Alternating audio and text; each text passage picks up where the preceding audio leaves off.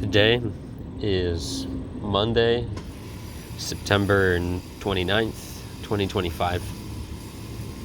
It's around about maybe 2 or 3 p.m. That would be 13 or 1400 in military time. So, in preparation for the New Year's resolutions and all of that, I'm just going to do the New Year's resolution now so that I already have the habit formed so that I can keep it for the entirety of next year. Each episode, I don't know how many, let's see how many chapters there are. That's a little word about that. So, there's the introduction from page 1 to 12. I'll read that for now. Then there'll be the fundamentals, first law, second law, third law, fourth law, advanced, and then conclusion. So that's introduction 1, fundamentals, the fundamentals 2, the first law 3, the second law 4, third law 5, fourth law 6, advanced tactics 7, and I'll include, or you know what, then I'll do the introduction and the fundamentals all in one episode, just so that I can read the book in a week. And so in this episode, I'm going to start with the fact that I woke up today. I swished and spit some water in the sink and cleared my mouth a little bit and brushed my teeth. Started chewing a bit of gum. Got some clothes on, headed out into abandoned parking lot that you see here. And set myself up with shorts. It's a very sunny day, as you can see. As you can see, very sunny day. And so, my plan is to come here and read a chapter and a bit, or a chapter of a book, starting with this book, and do some extras to finish it off with as many as I can do, so long as it's at least 100 push-ups, or as close to it as I possibly can get, in sets of 10, 100 sit-ups, and 100 squats, with absolutely no excuses of pain, no excuses of exhaustion, no excuses of lack of food, improper nutrition. I will strain myself arduously and grievously to this purpose, to this task, to hone myself and discipline myself in the least bit, to make myself clean and fit to come out into my own solitary space and read and exercise. It's the least I can ask of myself. It's the least I can expect from myself. It's the least I can make myself do, so that when I ask myself, what are my habits, I can say that I have some to begin with, that I'm not some erratic maniac lunatic, that I might be a maniac and lunatic regardless, but at least I'll have some modicum of composure, control, and discipline. Fine. So let's begin. Number 1, New York Times bestseller, Tiny Changes, Remarkable Results, Atomic Habits. An easy and proven way to build good habits and break bad ones. Over 15 million copies sold, by James Clear. Cost is in USA dollars or USD, $27, Canadian, $36.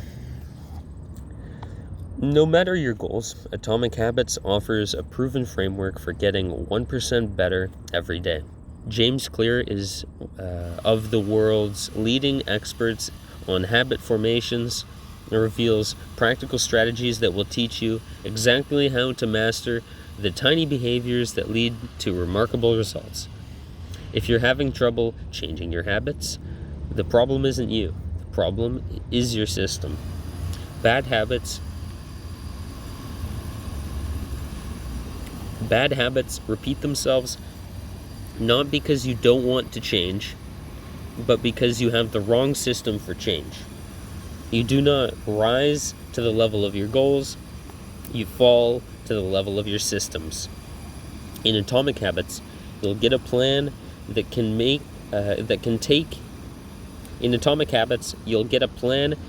take you to new heights.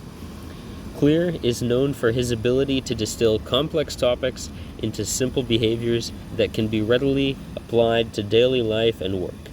Here he draws on ideas from biology, psychology, and neuroscience to create an easy-to-understand guide for making good habits inevitable and bad habits impossible.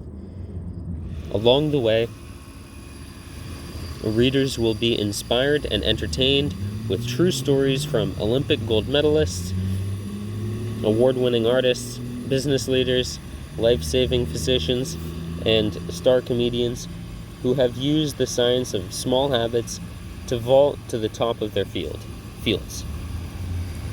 Atomic Habits will reshape the way you think about progress and give you the tools and techniques you need to transform your habits. Whether you are an athlete looking to win a championship, a leader hoping to optimize and organize, or an individual who wishes to quit smoking, lose weight, reduce stress, and achieve success that lasts.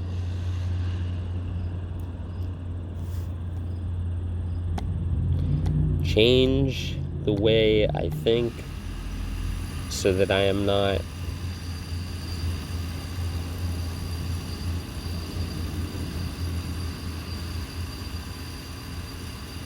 perpetrator and victim, master of my own torment and demise.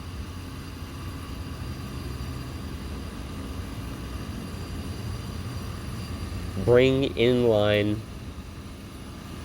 my mode of being and my character in a way that is not daily torment, frustration, anguish, grief, and stress from unforced errors and a perverse mode of thinking, a perverse mode of conduct.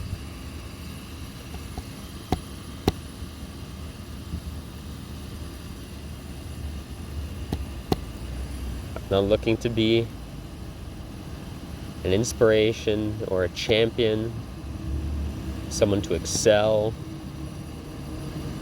I'm simply looking to hone myself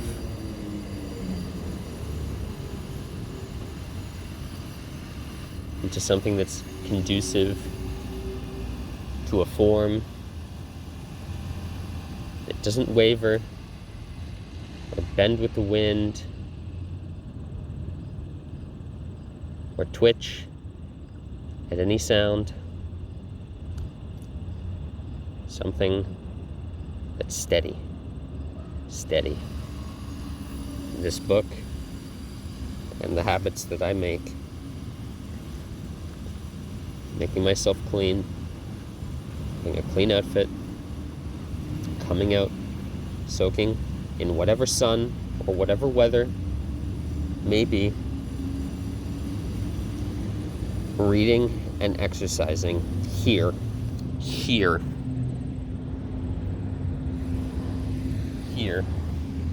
this spot.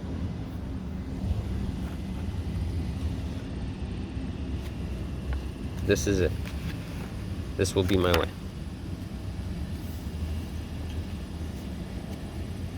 Atomic Habits. An easy and proven way to build good habits and break bad ones.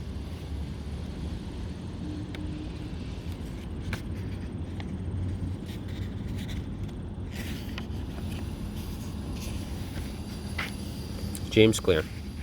Atomic Habits. An easy and proven way to build good habits and break bad ones. Tiny changes, Okay, I missed something. James Clear. Avery. An imprint of Penguin Random House, New York. Atomic Habits. An easy and proven way to build good habits and break bad ones. Tiny changes, remarkable results. You might think, wow, this guy's reading absolutely everything. I will, at least until we get to the index. Avery, an imprint of Penguin Random House, LLC, 375 Hudson Street, New York, 10,014. Copyright 2018 by James Clear. Penguin supports copyright. Copyright fuels creativity, encourages diverse voices, promotes free speech, and creates a vibrant culture. Thank you for buying an authorized edition of this book and for complying with copyright laws by not reproducing, scanning, or distributing any part of it in any form without permission. You're supporting writers and allowing Penguin to continue to publish books for every reader. Most Avery books are available at special quantity for discount. Most Avery books are available at special quantity discounts for bulk purchase, for sales, promotions, premiums, fundraising, and educational needs. Special books or books excerpts can also be created to fit specific needs. For details, write special markets at Penguin and For details, write special markets at penguinrandomhouse.com. ISBN 97 80 73 52 11 29 2. Printed in the United States of America.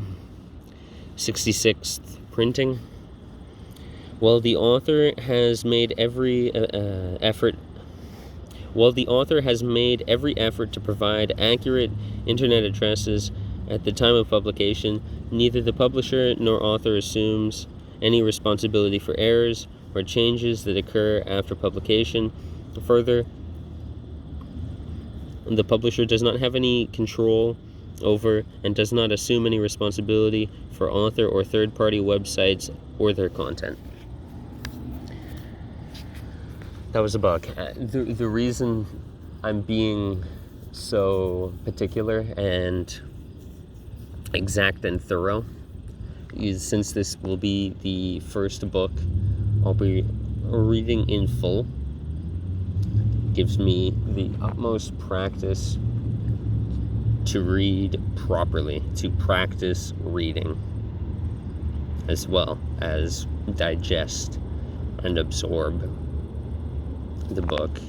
I need to practice reading because the only way to prove literacy, really, in my estimation, is to read aloud steadily and clearly, without lisping or stuttering or needing to repeat yourself or go over lines. And so I struggle in that regard. doing these simple and fundamental habits will test my fundamentals and see how out of whack and on the line there. And of course, everyone and their mother will mock me for it.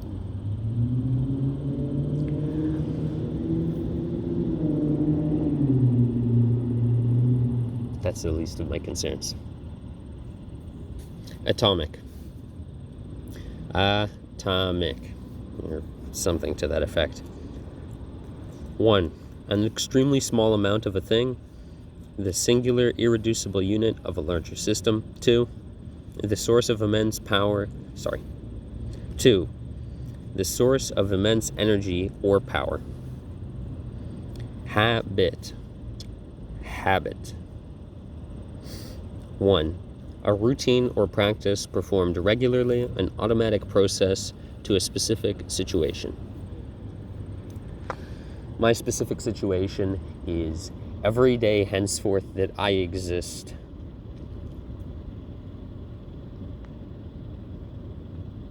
Steady, focused, measured, aware of myself, aware of my environment and surroundings, in control, internal control, not external control, wavering with the weather or the effects others may strive to cause or unwittingly be attempting to cause from others around me. Internal control, and steadiness, calm and focus. Contents: introduction, my story on page 1. The fundamentals, why tiny changes make a big difference. That would be chapter 1. That would be subchapter 1, the surprising power of atomic habits on page 13. Subchapter 2, how your habits shape your identity and vice versa on chapter 29.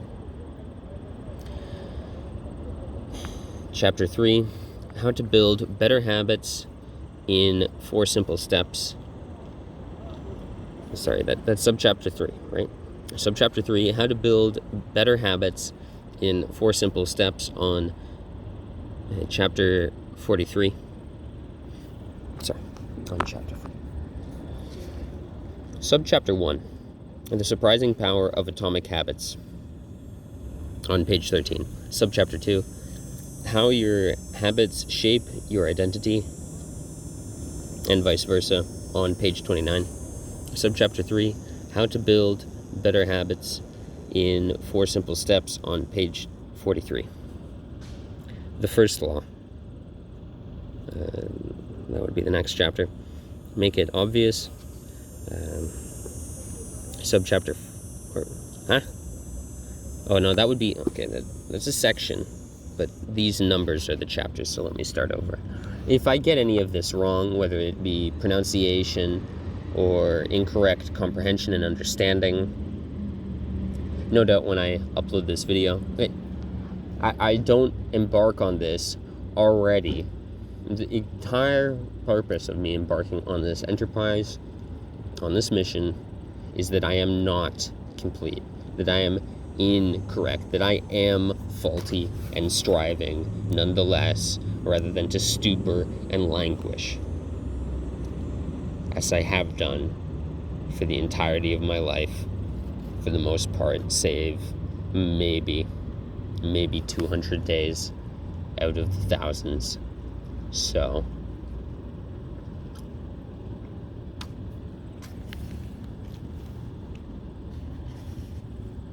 I'll have enough sympathy, self-forgiveness, not to beat myself down and browbeat over imperfections. I'll strive to be correct and appropriate. I'm not even aiming anymore for perfection.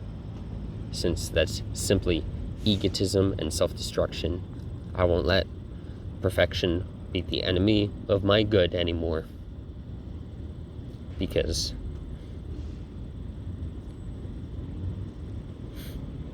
thinking proximally about perfection and how near, or rather far, you may be from it, all that is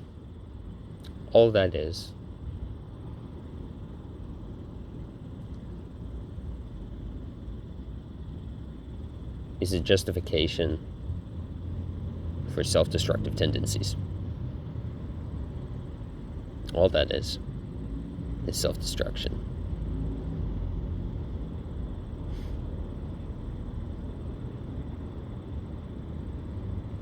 The dream has not been entirely fulfilled. In this instance, tear it all down and don't start over. No, not anymore. Not anymore. Not anymore. Contents. Introduction. My story on page 1. Section 1. The fundamentals. Why tiny changes make a big difference. Chapter 1. The surprising power of atomic habits. Page 13.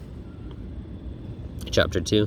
How your habits shape your identity and vice versa on page 29. Chapter 3. How to build better habits in 4 simple steps on page 43. Section 2. The first law. Make it obvious. Chapter 4. The man who didn't look right. Page 59. Chapter 5. The best way to start a new habit. Page 69. Chapter 6. Motivation is overrated. Environment often matters more. Page 81. I hate to give commentary. If I stop and pause to give commentary and reflection on every single thing, whether it be agreeable or disagreeable, whether it be poignant or absurd, I'll never get anywhere.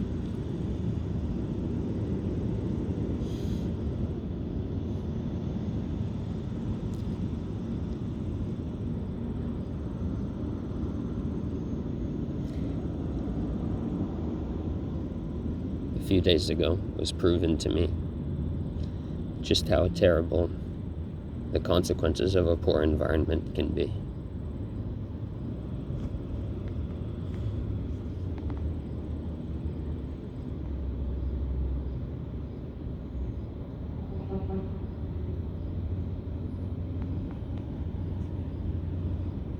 Poor, atrocious, whatever have you.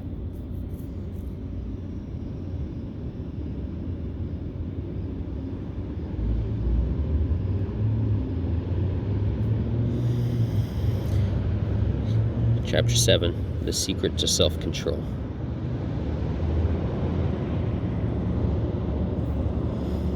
Page 91. This will be a very important piece.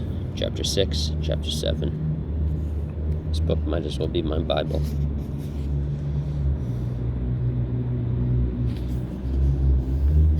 Which, by the way, come later throughout this week, I will eventually clean all my clothes,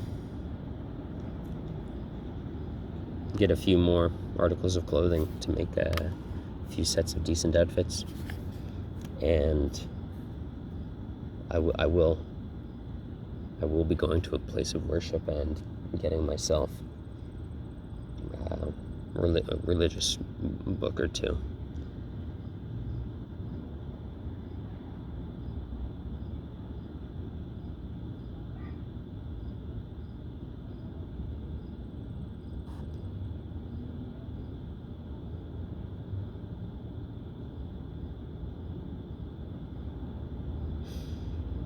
Myself as the higher power is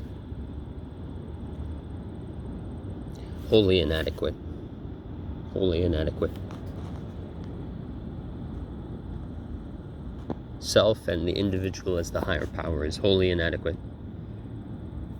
to plot a course and keep to it to plot a decent moral course and abide and keep to it. I need to change my seating posture from time to time.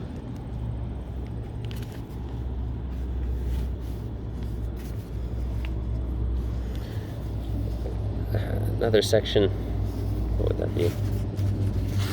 That would be section 3, the second law, make it attractive. Chapter 8, how to make a habit irresistible, on page 101. Chapter 9, the role of family and friends in shaping your habits, on page 139. Chapter 10, how to find and fix the causes of your bad habits, on page 125.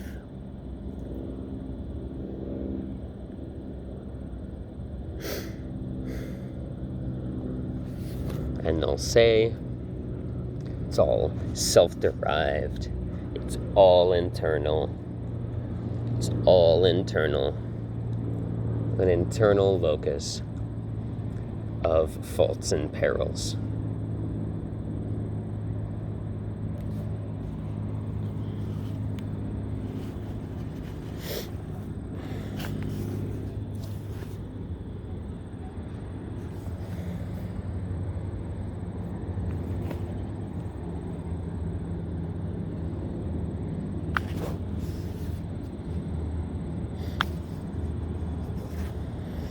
That would be section 4, the third law, make it easy. Chapter 11, walk slowly but never backward, on page 141. Chapter 12, the law of least effort, on page 149. Chapter 13, how to stop procrastinating by using the 2-minute rule, on page 159.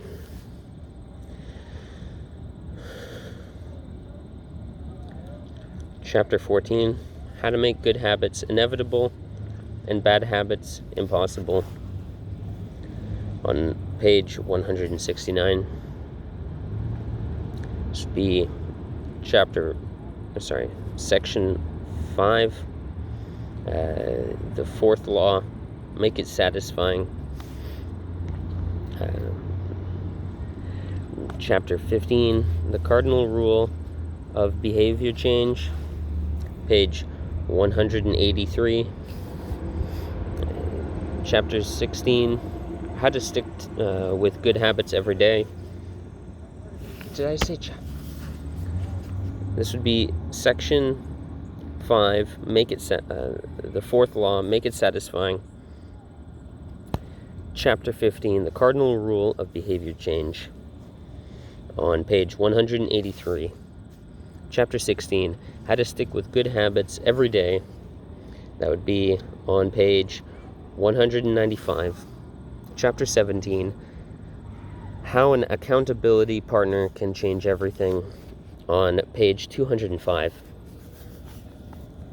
This would be section 6, advanced tactics, how to go from being merely good to being truly great. Chapter 18, the truth about talent, when genes matter and when they don't, page 217.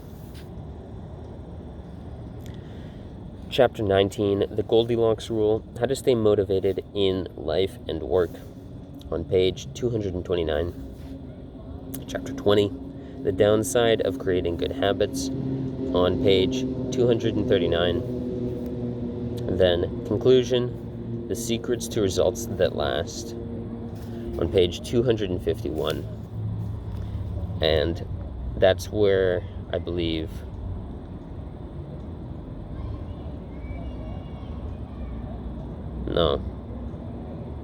that's where I would normally stop, and I would skip the appendix and the index and the notes and all of these, but At least for this book, since my involvement with it will be considerably more than casual, I will read all of these as well. From the front to the back, I will read it all, including the index. From what should you read next to the index. So that's appendix, what should you read next, on page 257. Little lessons from the 4 laws on page 259. How to apply these ideas to business on page 265. How to apply these ideas to parenting on page 267. Acknowledgements on page 269. Notes on page 273. Index on page 299. Empty page. Atomic habits. An easy and proven way to build good habits and break bad ones.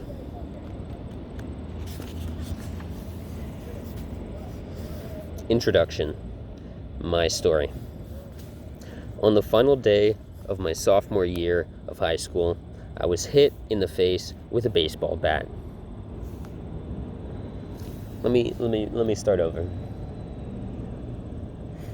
You see, the thing is, I've tried to read this book before, and the introduction was so touching and depressing and gruesome and horrific that it stopped me in my tracks outright. It was so miserable and depressing that I couldn't even push on and bring myself to read this or finish reading anything. And I bought this book at least 4 months ago. I've had it for at least 4 months.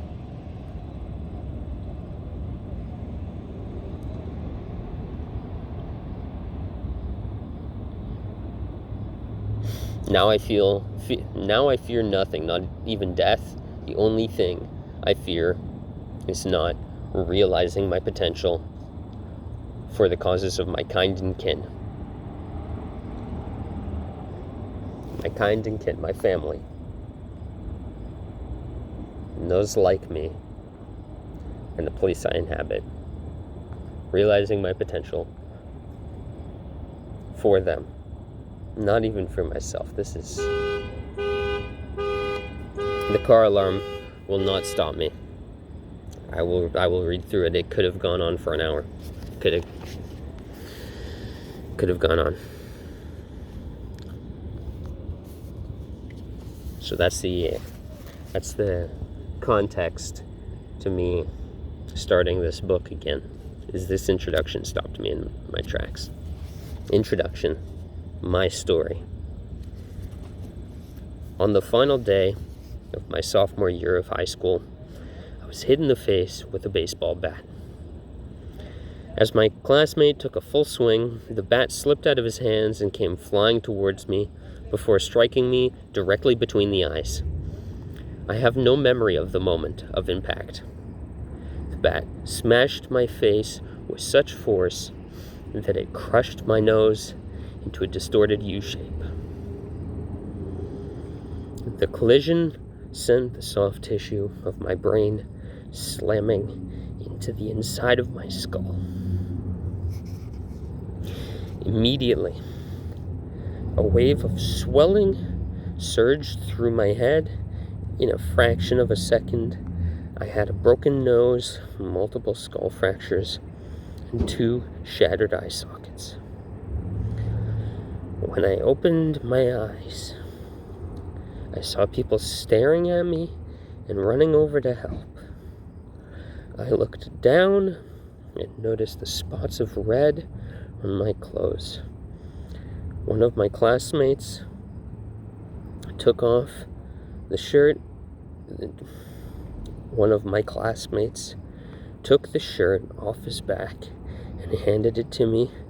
I used it to plug the stream of blood rushing from my broken nose. Shocked and confused. I was unaware of how seriously I had been injured.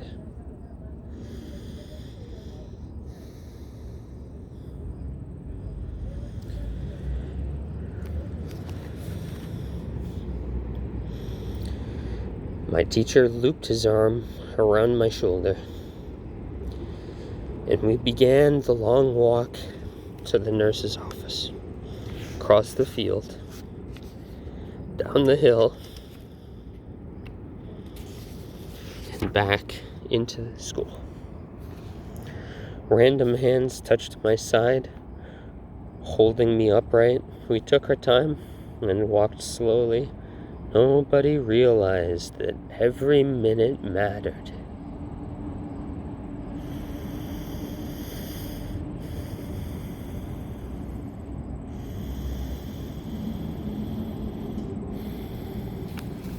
When we arrived at the nurse's office, she asked me a series of questions. "What year is it?" 1998, I answered. It was actually 2002. "Who is the President of the United States?" "Bill Clinton," I said. The correct answer was George W. Bush. "What is your mom's name?" I stalled. 10 seconds passed. "Patty," I said casually, ignoring the fact that it had taken me 10 seconds to remember my own mother's name. That is the last question I remember. My body was unable to handle the rapid swelling of my brain, and I lost consciousness before the ambulance arrived. Minutes later, I was carried out of school and taken to the local hospital. Shortly after arriving, my body began shutting down. I struggled with basic functions, like swallowing and breathing. I had my first seizure of the day. Then I stopped breathing entirely. As the doctors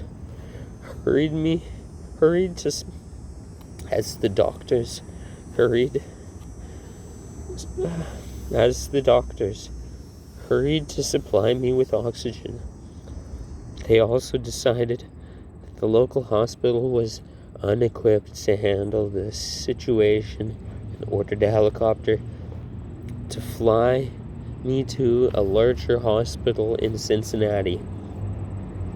I was rolled out of the emergency room.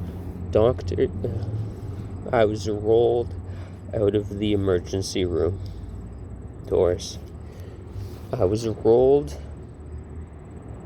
out of the emergency room doors and toward the helicopter pad across the street.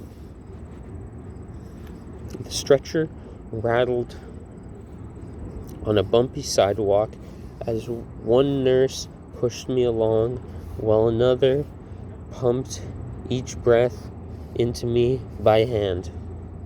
My mother, who had arrived at the hospital a few moments before, climbed into the helicopter beside me. I remained unconscious and unable to breathe on my own as she held my hand during the flight.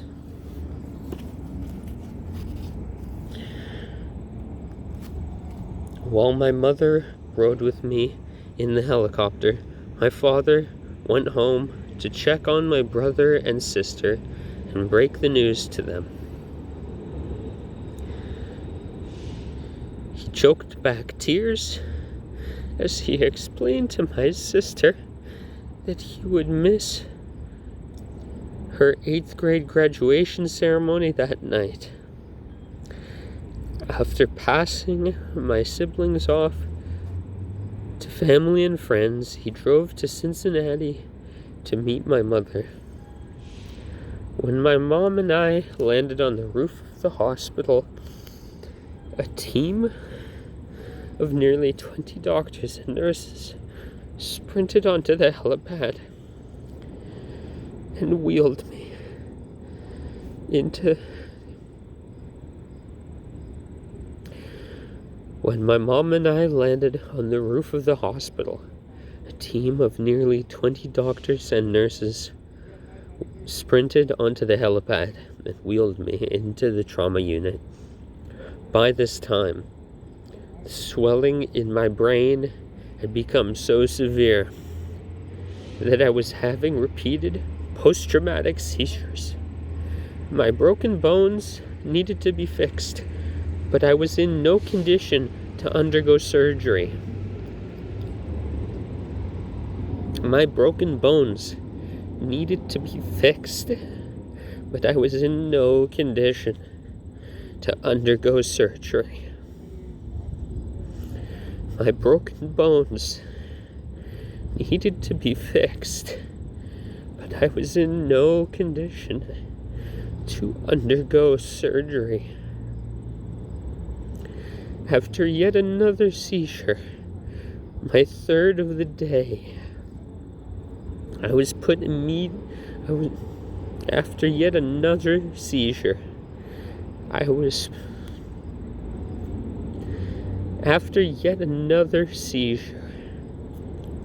my third of the day, I was put into a medically induced coma and placed on a ventilator. My parents were no strangers to this hospital. 10 years earlier, they had entered the same building on the ground floor after my sister was diagnosed with leukemia at age 3. I was 5 at the time.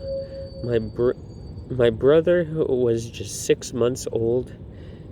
After 2.5 years of chemotherapy treatments, spinal taps, bone marrow biopsies, my little sister finally walked out of the hospital happy, healthy, and cancer-free. And now, after 10 years of normal life, my parents had found themselves back in the same place with a different child. While I slipped into a coma, the hospital sent a priest and a social worker to comfort my parents. It was the same priest who had met them a decade earlier on the evening they had found out my sister had cancer. As the day faded into night, a series of machines kept me alive, and my parents slept restlessly on a hospital mattress. One moment, they would collapse from fatigue. The next, they would be wide awake with worry.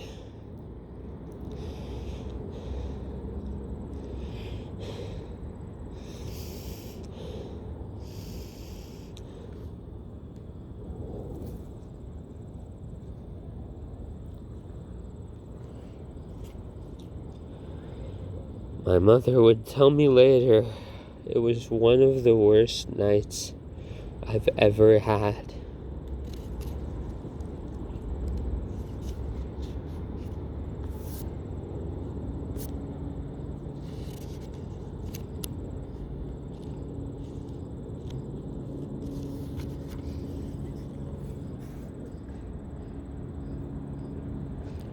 My recovery. Mercifully, by the next morning, my breathing had rebounded to the point where the doctors felt comfortable releasing me from the coma.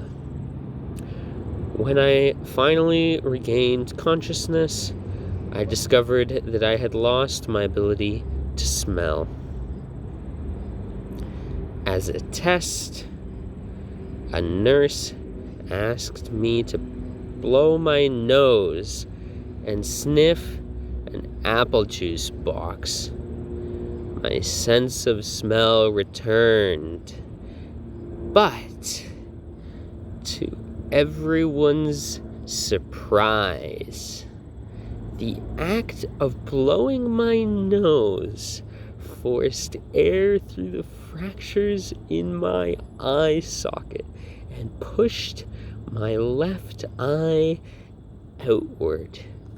My eye began to bulge out of the socket, held precariously in place by my eyelid, and the optical nerve attaching my eye to my brain. The ophthalmologist said my eye would gradually slide back into place as the air seeped out, but it was hard to tell how long this would take. I was scheduled for surgery 1 week later, which would allow me some additional time to heal. I was scheduled for surgery 1 week later, which would allow me some additional time to heal. I was scheduled for surgery 1 week later, which would allow me some additional time to heal. I looked like I had been on the wrong end of a boxing match, but I was cleared to leave the hospital. I returned home with a broken nose, half a dozen facial fractures, and a bulging left eye. I looked like I had been on the wrong end of a boxing match, but I was cleared to leave the hospital. I returned home with a broken nose, half a dozen facial fractures, and a bulging left eye. I looked like I had been on the wrong end of a boxing match, but I was cleared to leave the hospital. I returned home with a broken nose, half a dozen facial fractures, and a bulging left eye. The following months were hard. It felt like everything in my life was on pause. I had double vision for weeks. I literally couldn't see straight. It took more than a month, but my eyeball did eventually turn to its normal location. Between the seizures and my vision problems, it was 8 months before I could drive a car again. Between the seizures and my vision problems, it was 8 months before I could drive a car again. Between the seizures and my vision problems, it was 8 months before I could drive a car again. At physical therapy, I practiced basic motor patterns like walking in a straight line. Like walking in a straight line. Like walking in a straight line. I was determined not to let my injury get me down. I was determined not to let my injury get me down. I was determined not to let my injury get me down. But there were more than a few moments when I felt depressed and overwhelmed because I became painfully aware of how far I had to go when I returned to the baseball field 1 year later. Baseball had always been a major part of my life. My dad had played minor league baseball.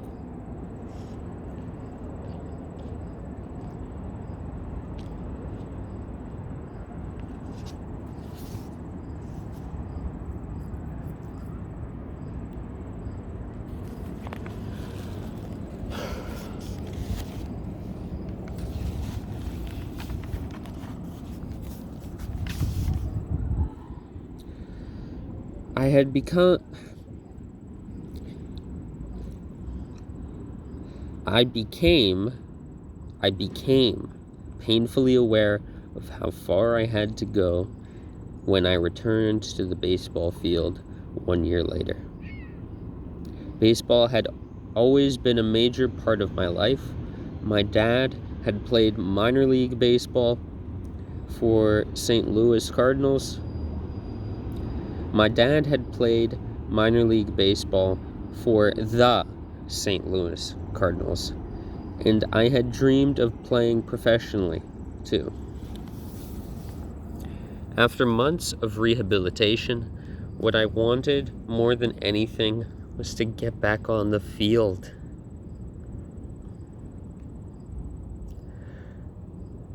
But my return to baseball was not smooth.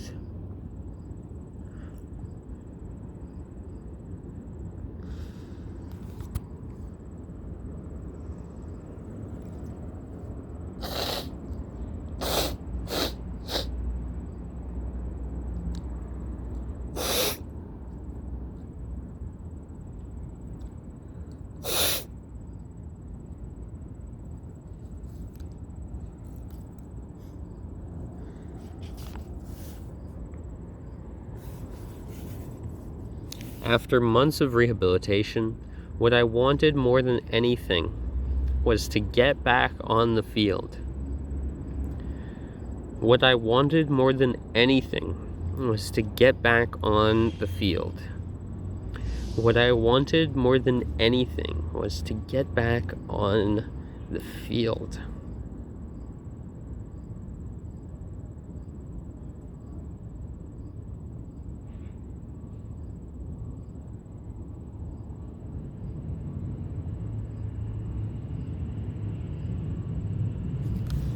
But my return to baseball was not smooth. When the season rolled around, I was the only junior to be cut from the varsity baseball team. I was sent down to play with the sophomores on junior varsity. I had been playing since age 4, and for someone who had spent so much time and effort on the sport, getting cut was humiliating. I vividly remembered the day it happened. I sat in my car and cried as I flipped through the radio, desperately searching for a song that would make me feel better. I sat in my car and cried as I flipped through the radio, desperately searching for a song that would make me feel better. I sat in my car and cried as I flipped through the radio, desperately searching for a song that would make me feel better. After a year of self-doubt, I managed to make the varsity team as a senior, but I rarely made it onto the field. In total, I played 11 innings of high school varsity baseball, barely more than a single game. Despite my lackluster high school career, I still believed I could become a great player. I knew that if things were going to improve, I was the one responsible for making it happen. And I knew that if things were going to improve, I was the one responsible for making it happen. And I knew that if things were going to improve, I was the one responsible for making it happen.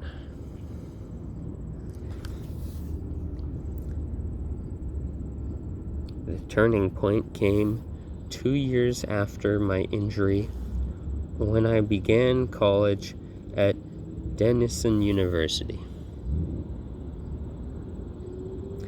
It was the beginning.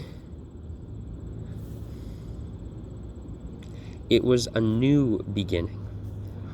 And it was the place where I would discover the surprise power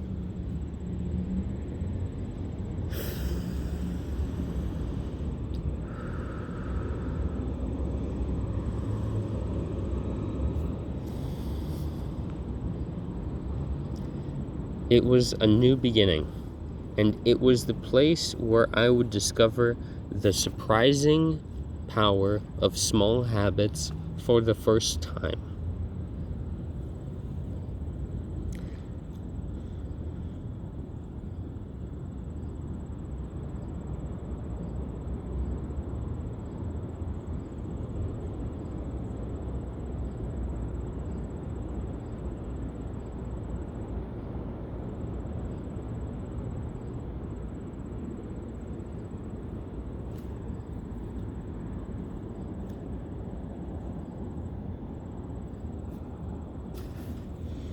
How I learned about habits.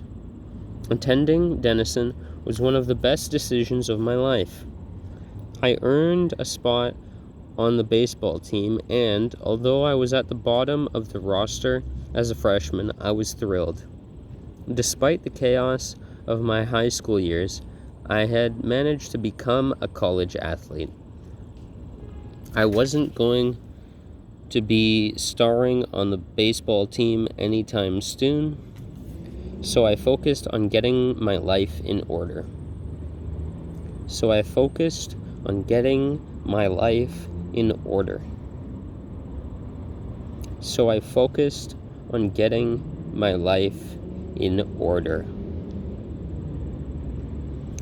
While my peers stayed up late and played video games, I built good sleep habits and went to bed early each night. In the messy world of a college dorm, I had made a point to keep my room neat and tidy,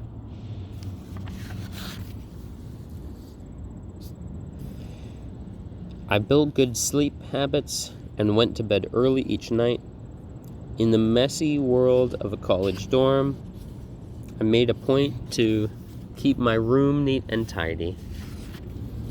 In the messy world of a college dorm, I made a point to keep my room neat and tidy.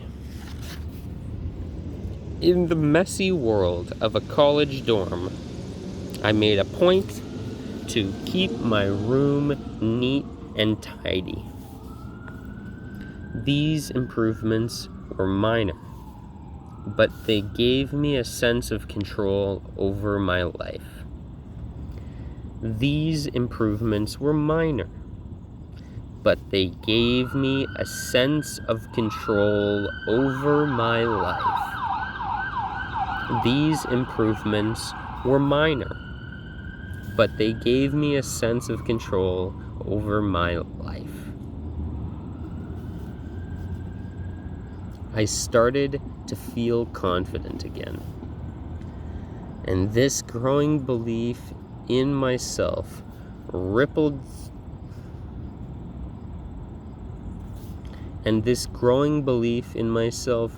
rippled into the classroom as I improved my study habits and managed to earn straight A's during my first year.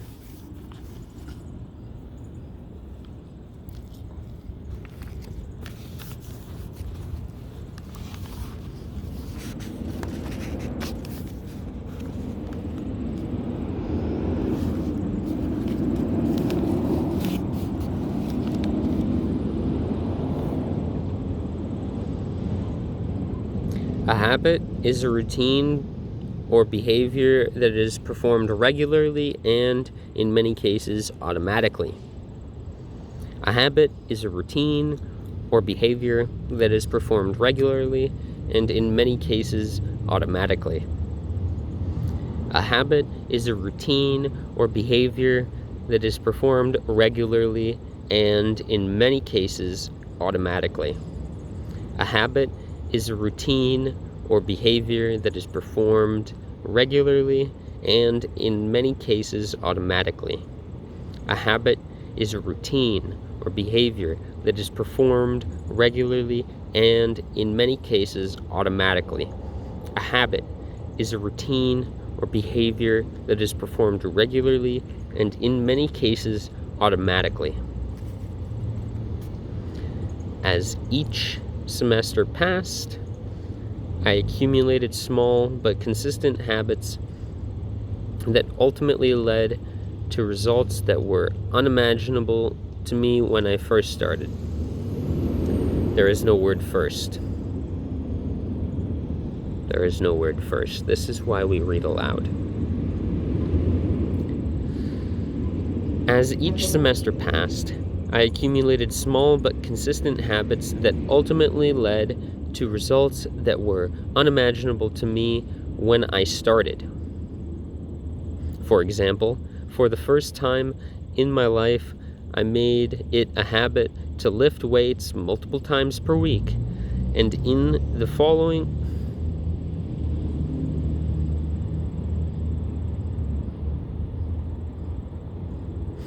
For example, for the first time in my life, I made it a habit to lift weights multiple times per week. And in the years that followed, my 6'4" frame bulked up from a featherweight 170 to a lean 200 pounds.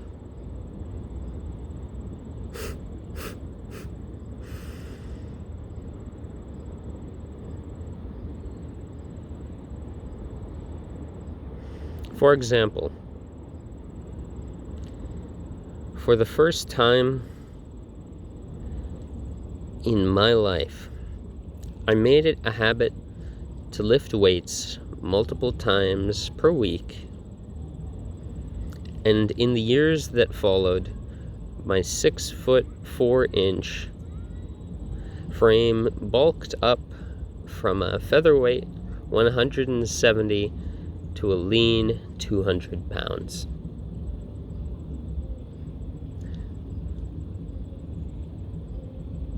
And here I am, sat here, with a 5'4" frame.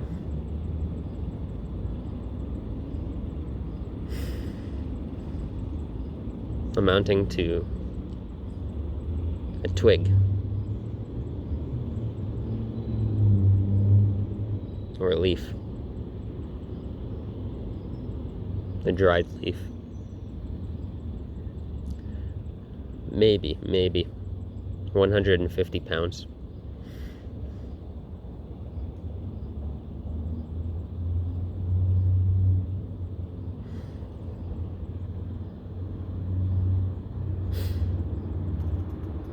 But we all have our strengths and weaknesses, right? Pros and cons. Give and take. Right.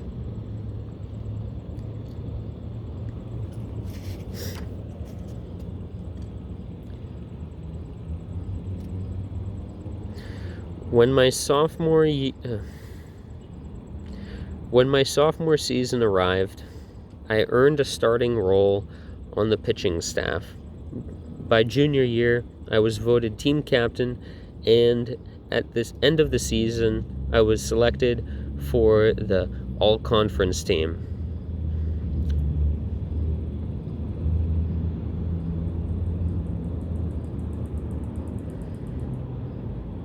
By junior year,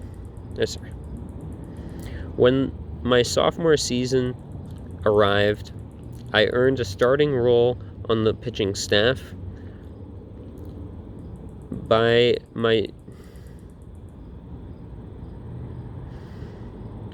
When my sophomore season arrived, I earned a starting role on the pitching staff.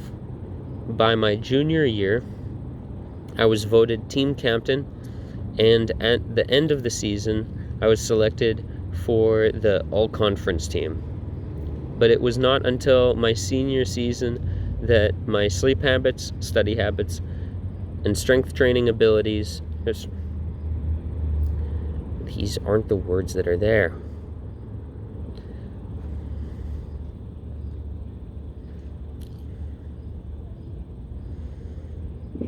But it was not until my senior season that my sleep habits, study habits, and strength training habits really began to pay off. Now let's read it steady. But it was not until my senior season that my sleep habits, study habits, and strength training habits really began to pay off.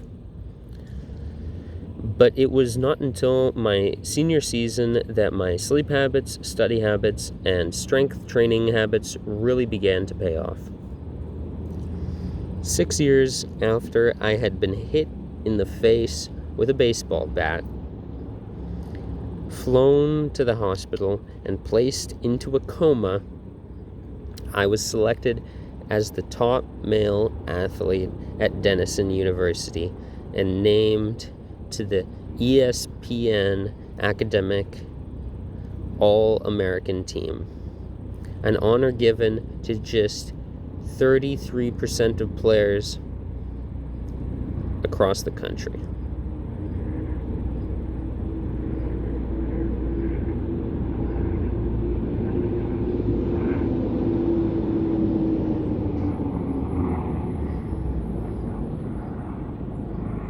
And he can do all that. What about you? What excuse do you have? If he can do all that, what excuse do you have?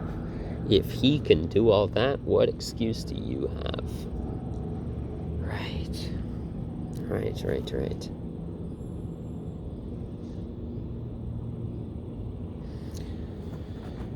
By the time I graduated, I was listed in the school record books in 8 different categories.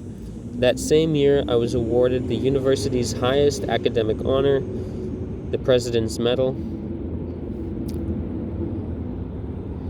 I hope you'll forgive me if this sounds boastful. I hope you'll forgive me if this sounds boastful. To be honest, there was nothing legendary or historic about my athletic career. I never ended up playing professionally. However, looking back on those years, I believe I accomplished something just as rare. I fulfilled my potential. I fulfilled my potential.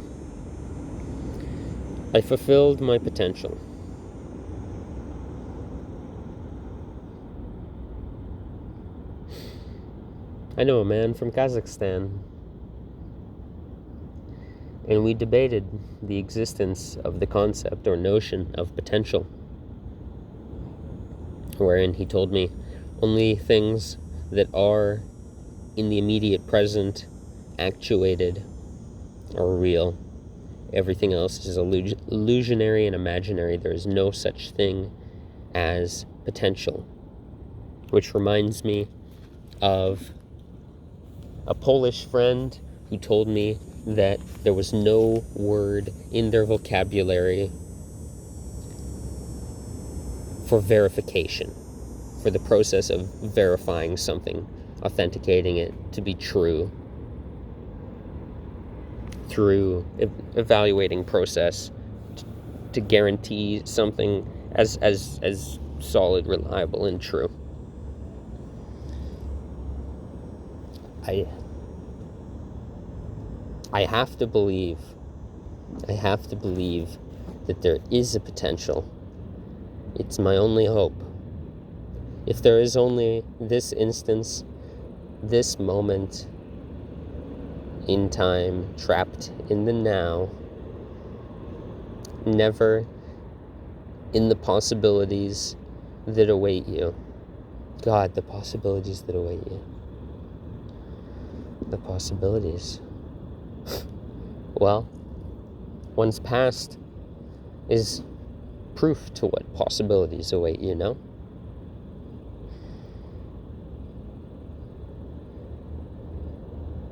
Potential. What a bitter word to me now.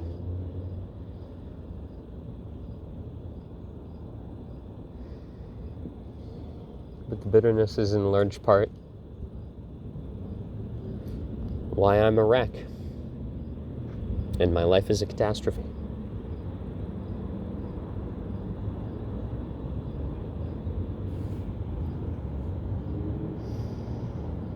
However, looking back on those years, I believed I accomplished something just as rare. I fulfilled my potential. And I believe the concepts in this book can help you fulfill your potential as well. We all face challenges in life. This injury was one of mine, and the experience taught me a critical lesson. Sorry. This injury was one of mine, and the experience taught me a critical lesson. The changes that seemed small, seem. This injury was one of mine, and the experience taught me a critical lesson. The changes that seem small and unimportant at first will compound into remarkable results if you're willing to stick with them for years. We all deal with setbacks, but in the long run, the quality of our lives often depends on the quality of our habits.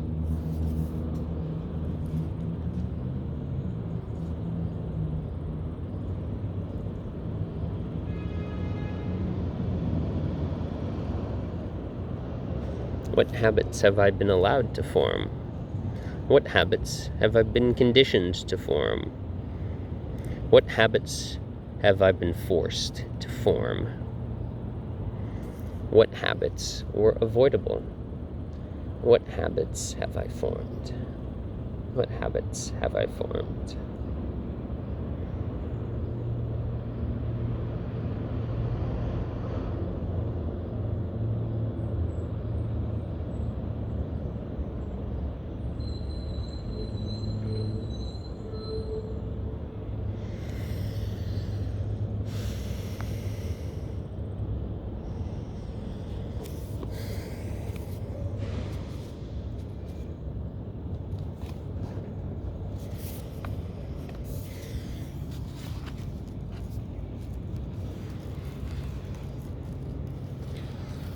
If nothing else,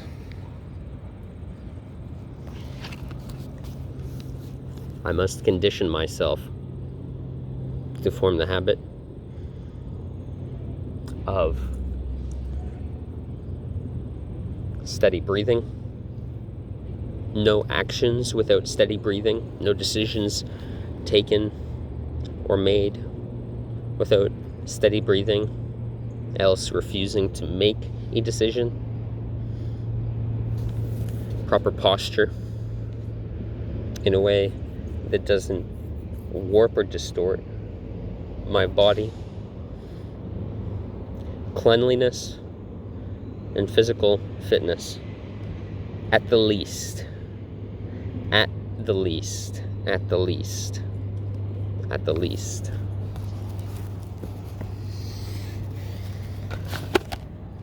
my legs going numb.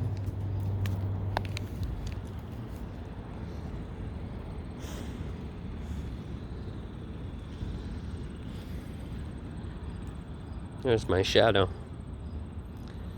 My shadow's considerably taller than 5 foot 9 inches.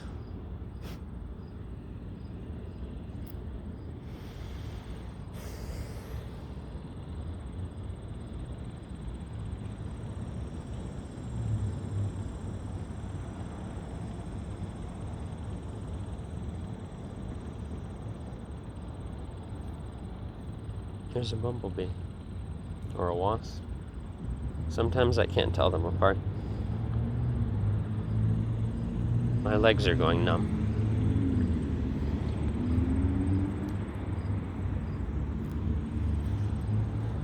I've only had water to drink today. Maybe a cup and a half of water, maybe a little bit more. In future, I'll eat breakfast, something to the effect of healthy carbs like potatoes or rice or some sort of loaf of bread or a muffin, or have a smoothie with oats in it.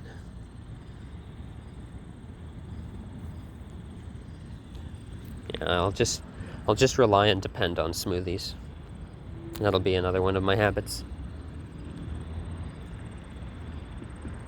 A cup of blended fruit. Maybe some blended ice. A few squares of very rich dark chocolate. Some blended oats, some blended protein powder, either vegan, vegetarian, or milk protein powder, and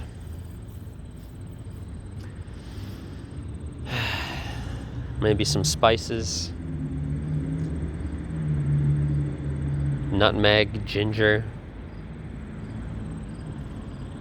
maybe some hot peppers for some Scoville to maybe get me to sweat out my toxins and poisons that have seeped into me.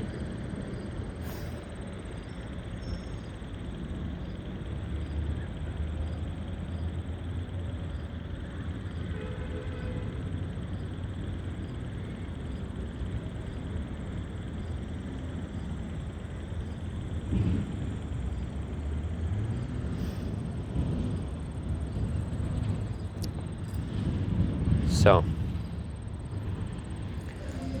for breakfast at least, before I get on with my day, I'll have a smoothie or some eggs and rice, and hopefully, some carbs, rice, potatoes, or bread, or some sort of loaf or muffin, and cheese, eggs, and some sort of meat, chicken, turkey, pork, beef, or maybe some seafood or fish, hopefully.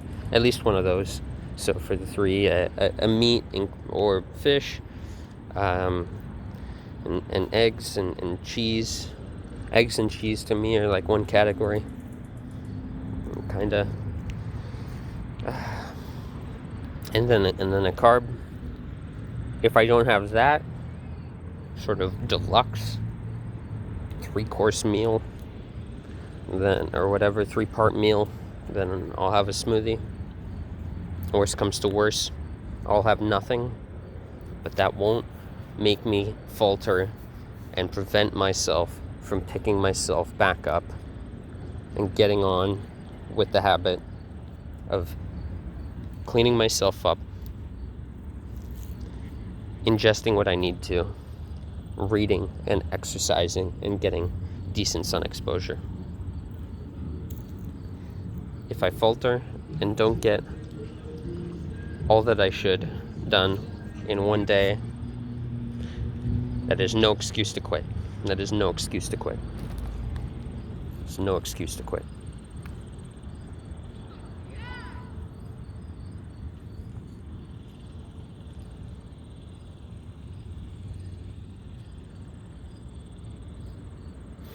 Let's get on with the book. My legs going numb are no excuse to quit.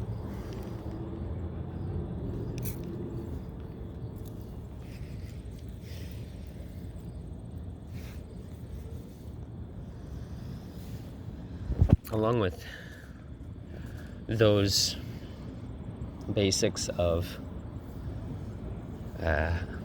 early morning hygiene routine, getting one's fluids and foods, reading, going for a walk, reading, and exercising,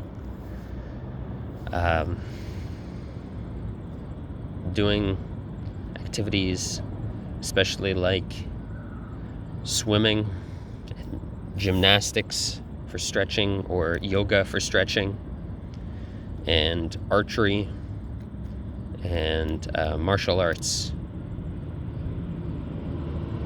Those are extras. Those are bonuses. Those are not the end-all be-all. The end-all be-all... The end-all be-all can't just be reading. Eventually, I need to incorporate into my musts, not my extras, learning languages, and doing Sudoku for the puzzles. So it has to be hygiene, water and fluids, healthy fluids, whatever food, smoothie or basic breakfast. It should be at least enough nutrients throughout the day, although perhaps another meal or two. But at least one ample meal for vitamins and micronutrients and trace minerals and what have you. And then a walk or a jog or a run to my spot to read and exercise. So where did I leave off?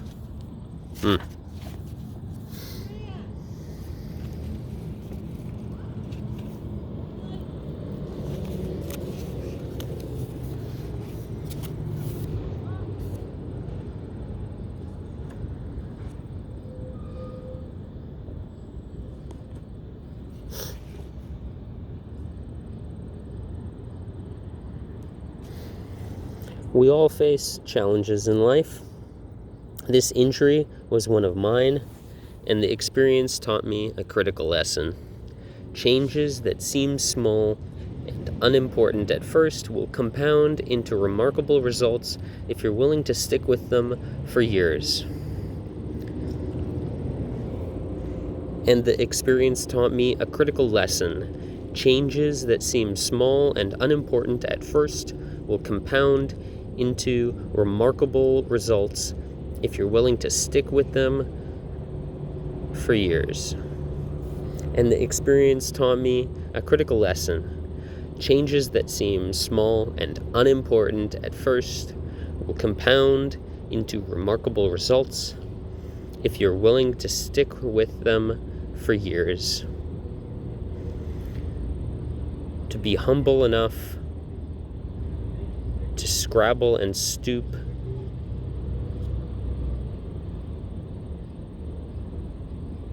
for the most minute, not even 1% improvement. The collective accumulation of this thing that seems unimportant or irrelevant or insignificant or inconsequential or tawdry, anything unimportant seemingly, but that is inarguably, uncontestably important, that it is a benefit, it is an improvement, no matter how small. Humble to grab hold of it and keep hold of it throughout the years until death. Until death, until death, until death.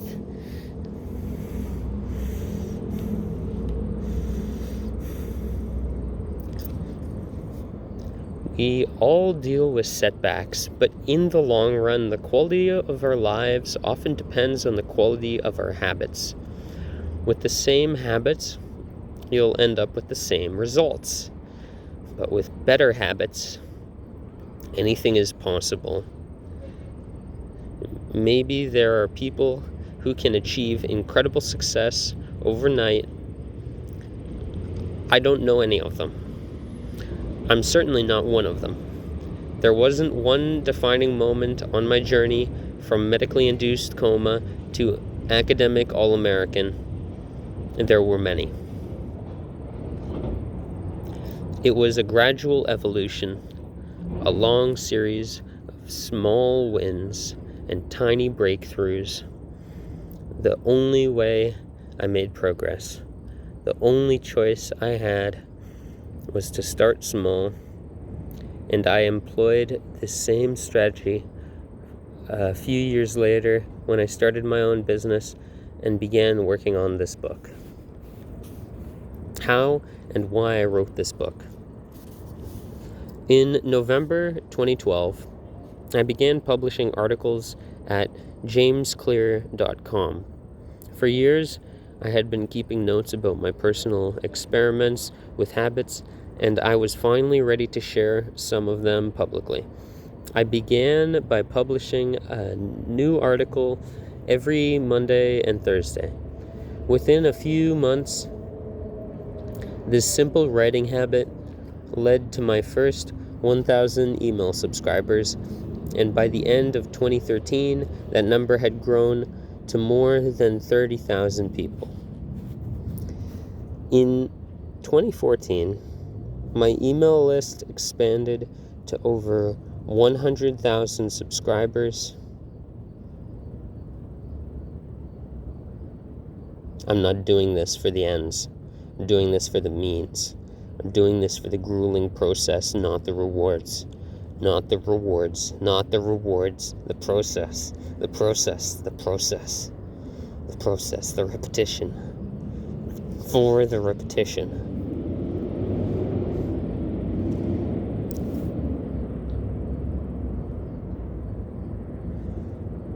Within a few months, this simple writing habit led to my first 1,000 email subscribers. And by the end of 2013, that number had grown to more than 30,000 people. In 2014, my email list had expanded to over 100,000 subscribers, which made it one of the fastest growing newsletters on the internet. I felt like an imposter when I began writing 2 years earlier, but now I was becoming known as an expert on habits. A new label that excited me but also felt uncomfortable. I had never considered myself a master of the topic, but rather someone who was experimenting alongside my readers. I never considered myself a master on the topic, but rather someone who was experimenting alongside my readers. In 2015, I reached 200,000 email subscribers and signed a book deal with Penguin Random House to begin writing the book you are reading now. As my audience grew, so did my business opportunities. I was increasingly asked to speak at top companies about the science of habit formation and behavior change and continuous improvement. I found myself delivering keynote speeches at conferences in the United States and Europe. By 2016, my articles began to appear regularly in major publications like Time, Entrepreneur, and Forbes. Incredibly, my writing was read by over 8 million people that year, coaches in the NFL, MBA, and MLB began reading my work and sharing it with their teams.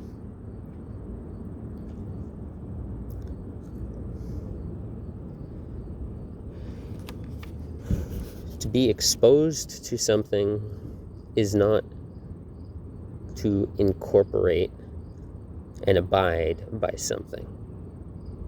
Exposure is not incorporation. When I bought this book, when I looked at the cover, when I read through the first 13 pages or so for the introduction, I got so disheartened to put it away and not deem fit for myself to plod along through. It's led to catastrophe.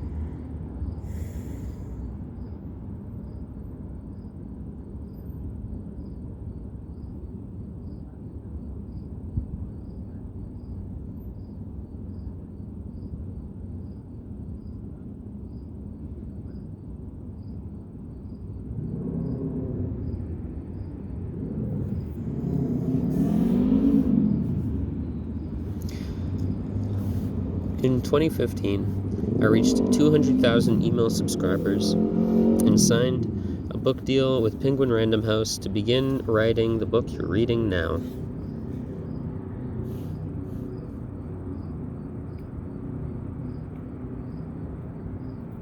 As my audience grew, so did my business opportunities. I was increasingly asked to speak at top companies about the science of habit formation, behavior change, and continuous improvement. I found myself delivering keynote speeches at conferences in the university.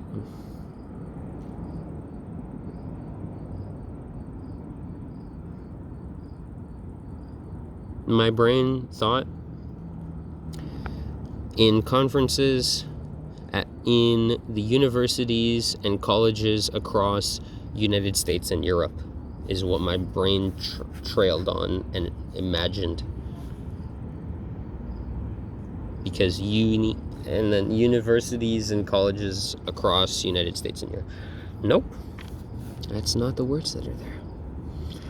I was increasingly asked to speak at top companies about the science of habit formation and where's and? There's a comma. There's no and. I was increasingly asked to speak at top companies about the science of habit formation, behavior change, and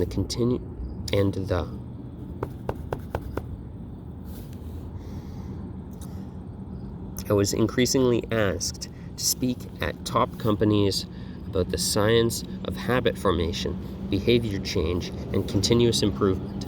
I found myself delivering keynote speeches at conferences in the United States and Europe. By 2016, my articles began to appear regularly in major publications like Time, Entrepreneur, and Forbes. Incredibly, my writing was read by over 8 million people that year. Coaches in the NFL, NBA, and MLB began reading my work and sharing it with their teams. From then I went on to the distinction between exposure and incorporation.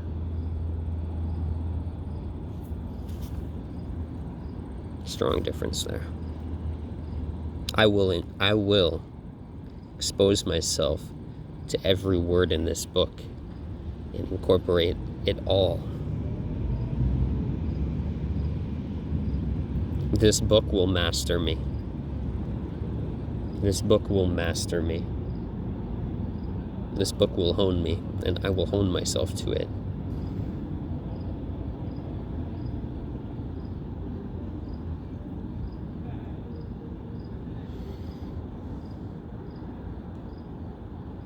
The hammer, the anvil, and the heated metal. The hammer, the anvil, and the heat between the heated metal. Heated metal between hammer and anvil.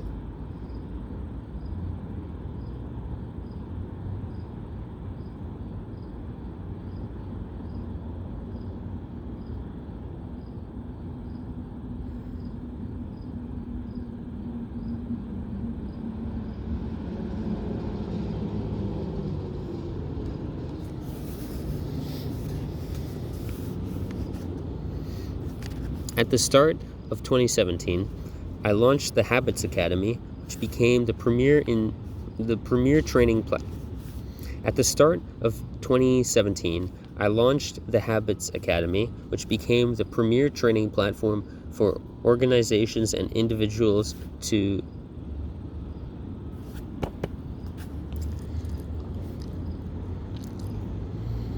At the start of 2017, I launched the Habits Academy, which became the premier training platform for organizations and individuals interested in building better habits in life and work. Fortune 500 companies and growing startups began enrolling their leaders and train their staff.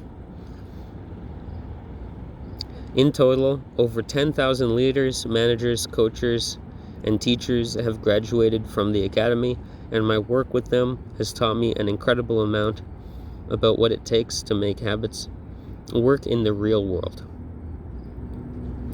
As I put the finishing touches on this book in 2018, jamesclear.com is receiving millions of visitors per month, and nearly 500,000 people subscribe to my weekly email newsletter. A number that is so far beyond my expectations when I began that I'm not even sure what to think of it. How this book will benefit you. The entrepreneur and investor Naval Ravikant has said to write a book. How this book will benefit you. The entrepreneur and investor Naval Ravikant has said, to write a great book, you must first become the book. My mind thought instead, to write a great book, you must first write a book, or even a poorly written book. But no, you have to embody the qualities you want to exemplify and become prominent. You have to embody what you want to become prominent.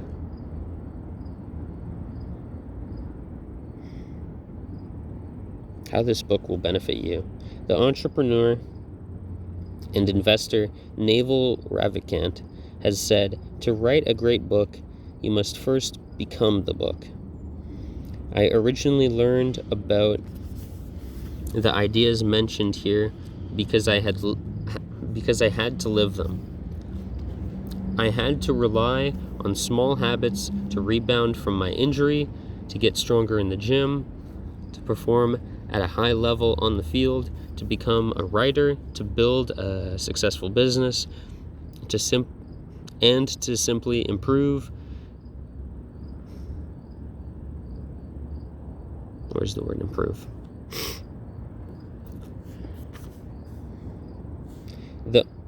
How this book will benefit you. The entrepreneur and investor Naval Ravikant has said, to write a great book, you must first. I need to. What book is there on how to read? Yeah, you pick up a book and then you struggle at reading it until you successfully read it. It's going to take a lot of tries. How this book will benefit you. The entrepreneur and investor Naval Ravikant has said, to write a great book, you must first become the book. I originally learned about the ideas mentioned here because I had to live them. I had to rely on small habits to rebound from my injury, to get stronger in the gym, to perform at a high level on the field, to become a writer, to build a successful business, and simply to develop into a responsible adult. Small habits helped me fulfill my potential, and since you picked up this book, I'm guessing you'd like to fulfill yours as well. In the pages that follow,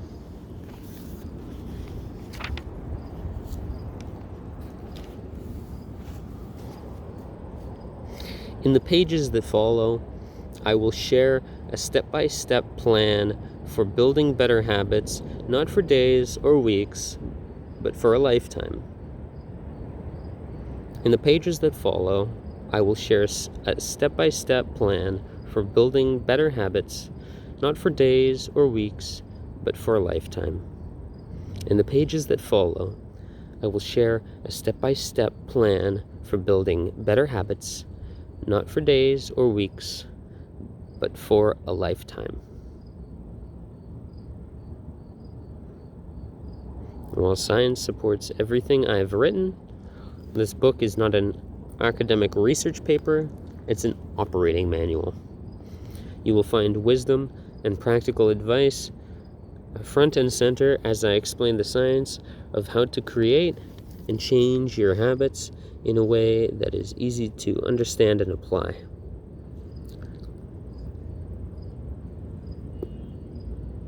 The fields I draw on, biology, neuroscience, philosophy, psychology, and more, have been around for many years. What I offer you is a synthesis of the best ideas smart people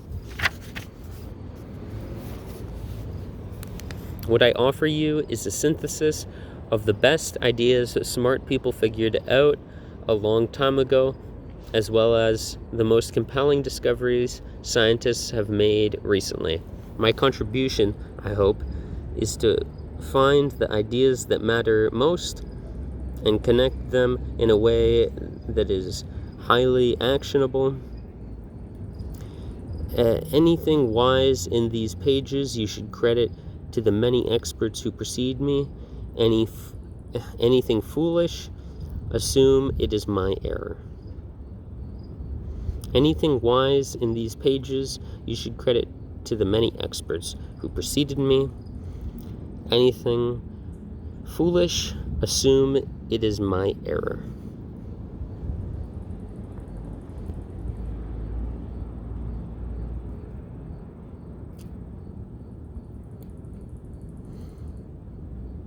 Anything wise in these pages you should credit to the many experts who preceded me.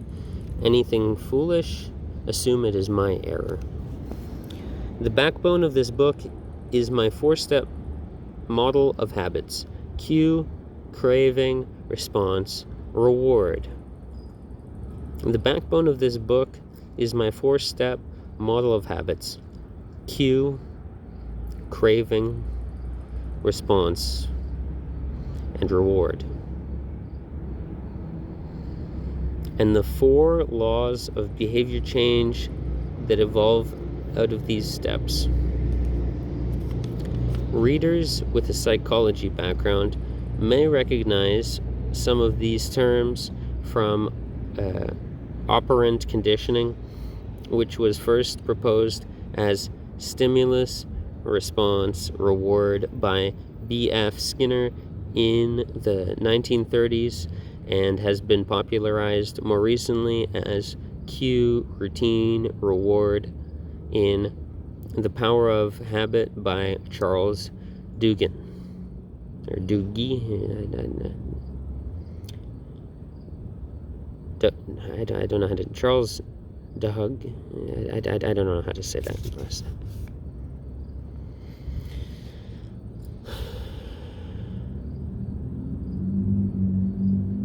Charles Duhigg. Maybe the I is silent, I don't know. Silent letters are... Oh, that would be my commentary and opinions.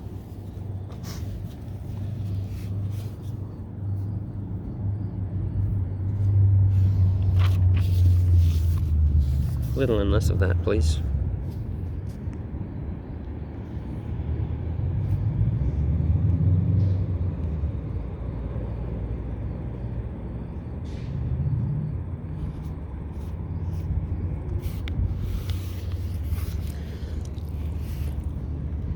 Behavioral scientists like Skinner realized that if you offer the right reward or punishment, you can get people to act in a certain way. But while Skinner's model did an excellent job of explaining how external stimuli influenced our habits, it lacked a good explanation for how our thoughts, feelings, and beliefs impact our behavior.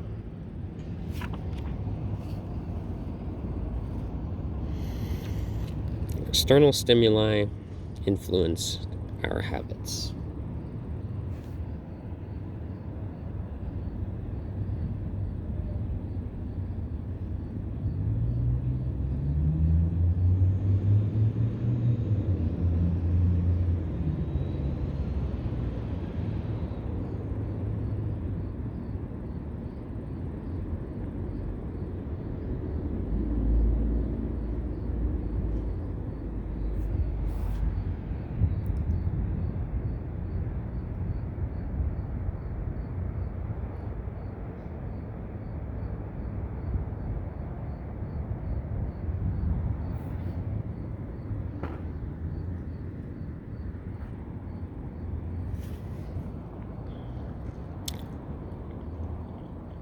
External stimuli influenced our habits.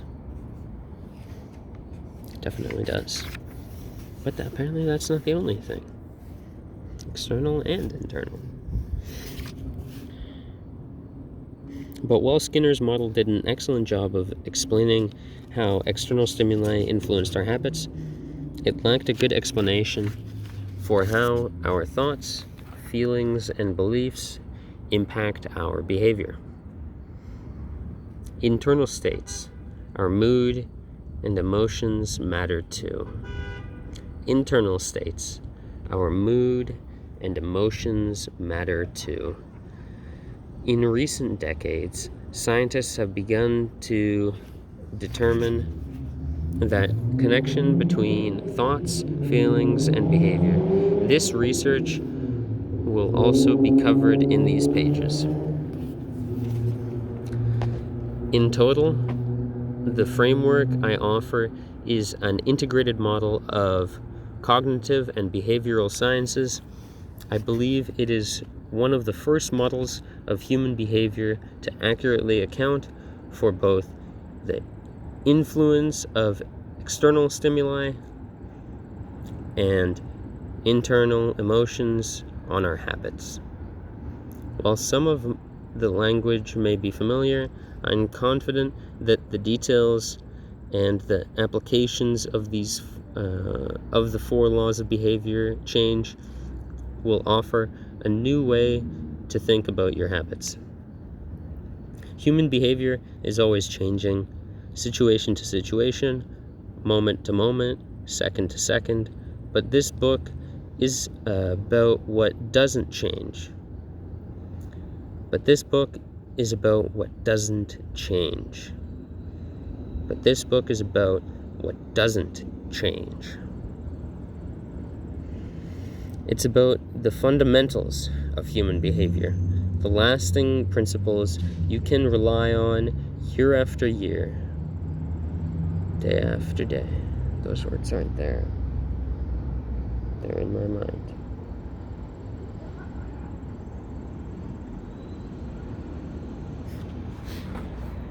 The grasshopper there, nibbling on my shirt.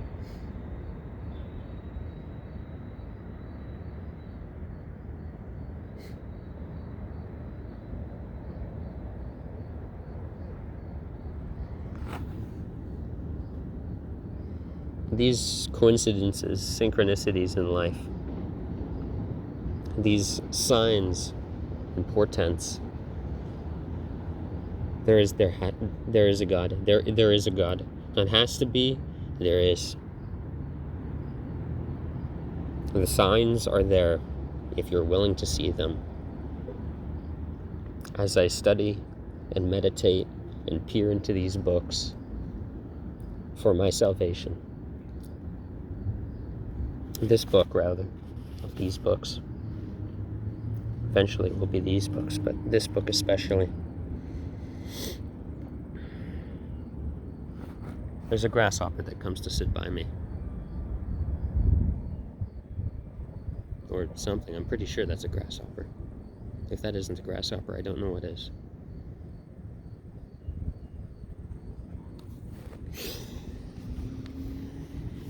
Come, young grasshopper, and learn. Learn what you have shunned and forsaken to your demise for too long. The art and the way of habit.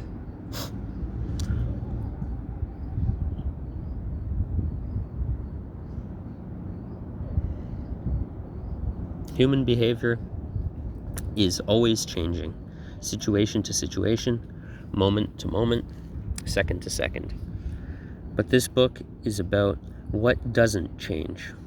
It's about the fundamentals of human behavior, the lasting principles you can rely on year after year. The lasting principles you can rely on year after year. The ideas you can build a business around, build a family around, build a life around. What is to be my business?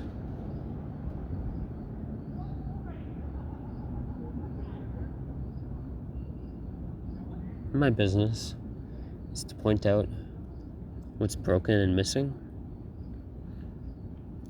and repair and replace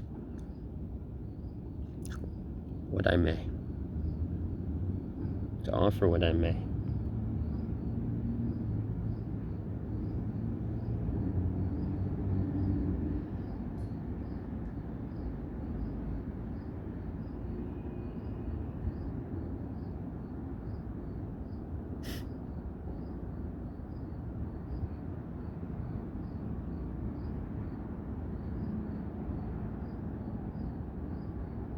Can you keep grasshoppers as pets? I wonder. Can you keep grasshoppers as pets? I don't even have a jar. How would I get one to take them home? Them home?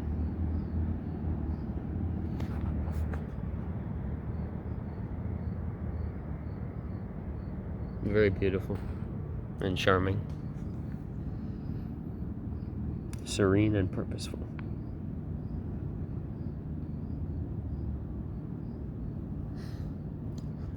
I'm looking up and around. Nope. This is the, oh, it's so cute. And then a bird comes and snatches or smashes it. No. No bird's coming to snatch or snap the grasshopper. Interesting how the grasshopper is charming and endearing to me, yet the cockroach and fly isn't. That the bumblebee, bee, and ladybug are endearing and charming to me, and yet the mosquito or the earwig isn't.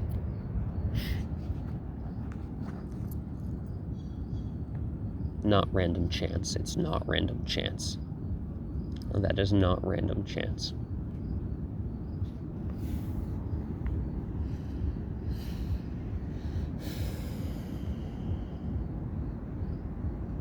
There is no one right way to create better habits, but this book describes the best way I know, an approach that will be effective regardless of whether you start. There is no one right way to create better habits, but this book describes the best way I know, an approach that will be effective regardless of whether you start or what you're trying to change.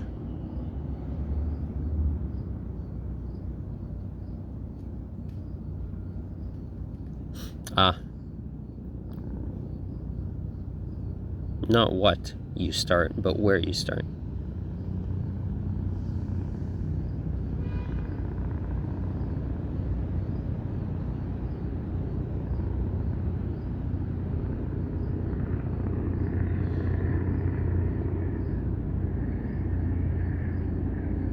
It makes sense. The sentence makes sense.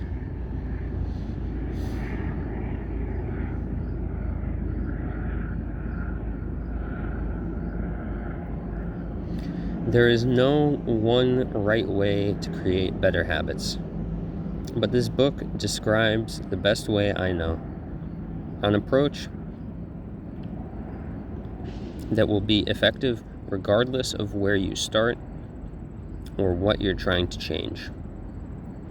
The strategies I cover will be relevant to anyone looking for a step-by-step.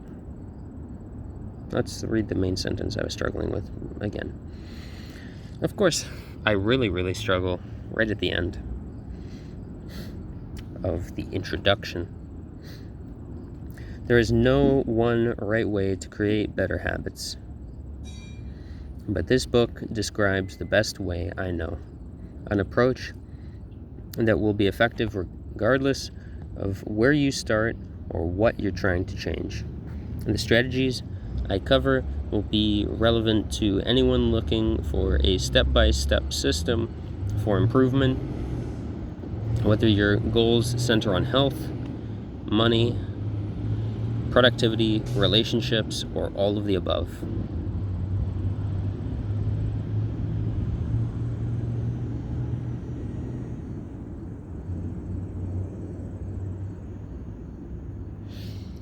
Health. Formation of sane and healthy, fruitful, and proper processes. Proper, not exclusively in accordance with myself, but what I could expect.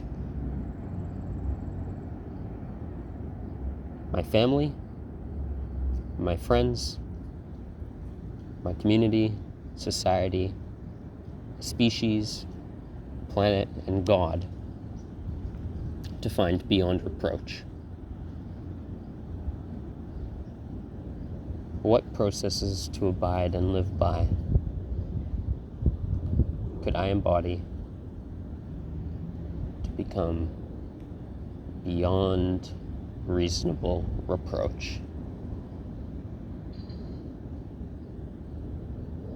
Such that if anyone is to reprimand or rebuke me, though I embody them, they may be disregarded and ignored, since they would be incorrect.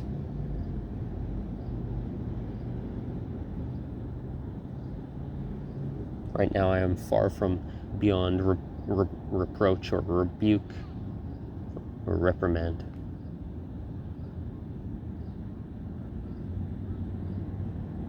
That's the proximal perfect thinking, though. Coming back. It always seeps back. That's my nature. The proximal perfect thinking. Perfect. The enemy of good. Then nothing is better than something at all.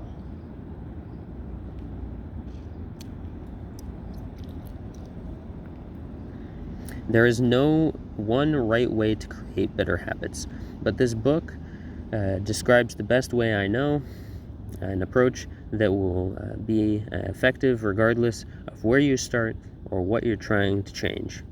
The strategies I cover will be relevant to anyone looking for a step-by-step system for improvement, whether your goals center on health, money, productivity, relationships, or all of the above. As long as human behavior is involved, this book will be your guide. The fundamentals. Why tiny changes make a big difference.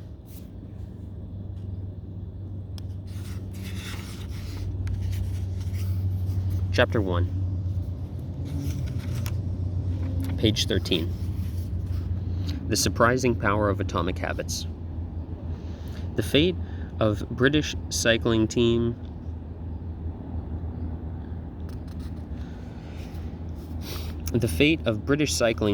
changed one day in 2003. The organization, which was the governing body for professional cycling in Great Britain, had recently hired Dave Brailsford as its new performance director. Let's try that whole paragraph again. The fate of British cycling changed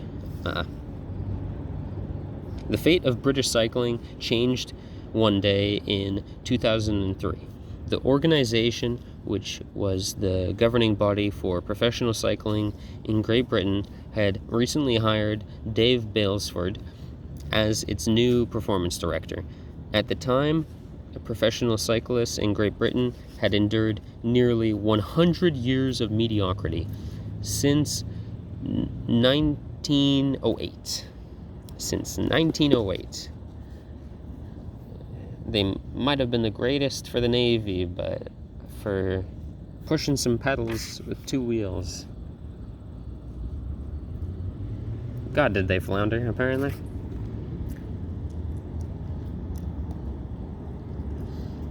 For a while, at least.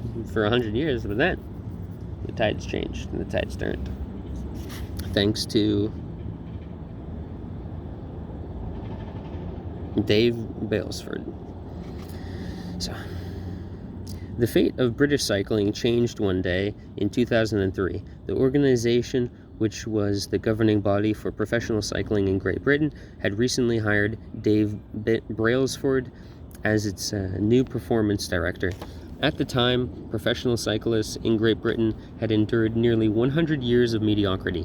Since 1908, British road cyclers had won just a single gold medal at the Olympic Games.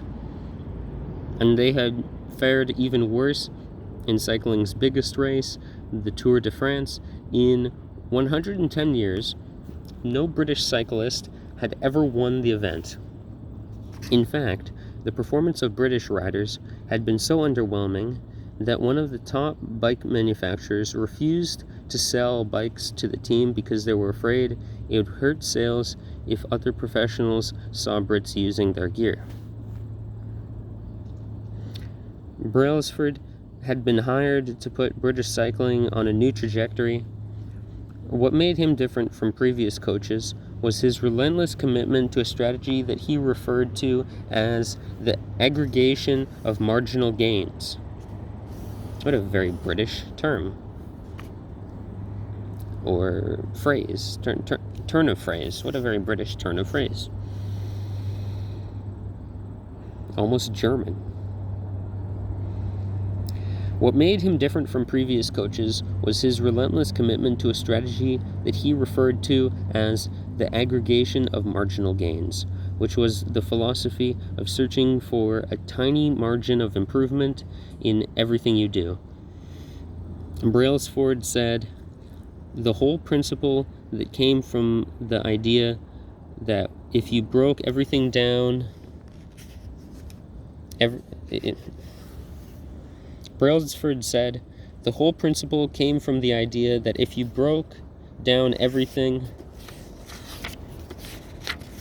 you could think of that goes into riding a bike, then by improving it by 1%, you will get a significant increase when you put them all together." Brailsford and his coaches began by making small adjustments you might expect from a professional cycling team. They redesigned the bike seats to make them more comfortable, and rubbed alcohol on the tires for a better grip. They asked riders to wear electrically heated shorts to maintain ideal muscle temperatures while riding, and used biofeedback sensors to monitor how each athlete responded to a particular workout. The team tested various fabrics in a wind tunnel and had their outdoor riders switch to indoor racing suits, which proved to be lighter and more aerodynamic.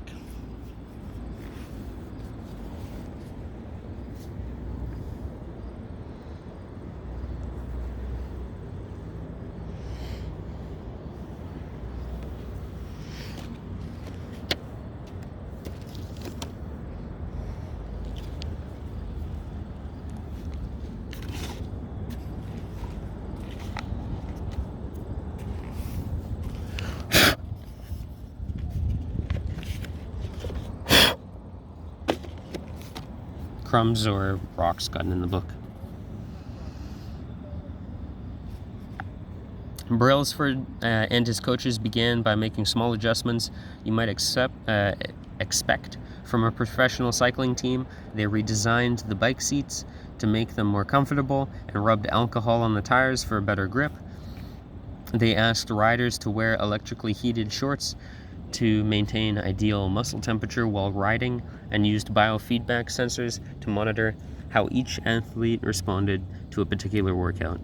The team tested various fabrics in a wind tunnel and had their outdoor riders switch to indoor racing suits, which proved to be lighter and more aerodynamic. But they didn't stop there. Brailsford and his team continued to find 1% improvements in overlooked and unexpected areas. They tested different types of massage gels to see which one would lead to fastest muscle recovery. They hired a surgeon to teach each rider the best way to wash their hands to reduce the chances of catching a cold. They determined the type of pillow and mattress that led to the best night's sleep for each rider. They even painted the inside of the team trunk white, which helped them spot little bits of dust that would normally.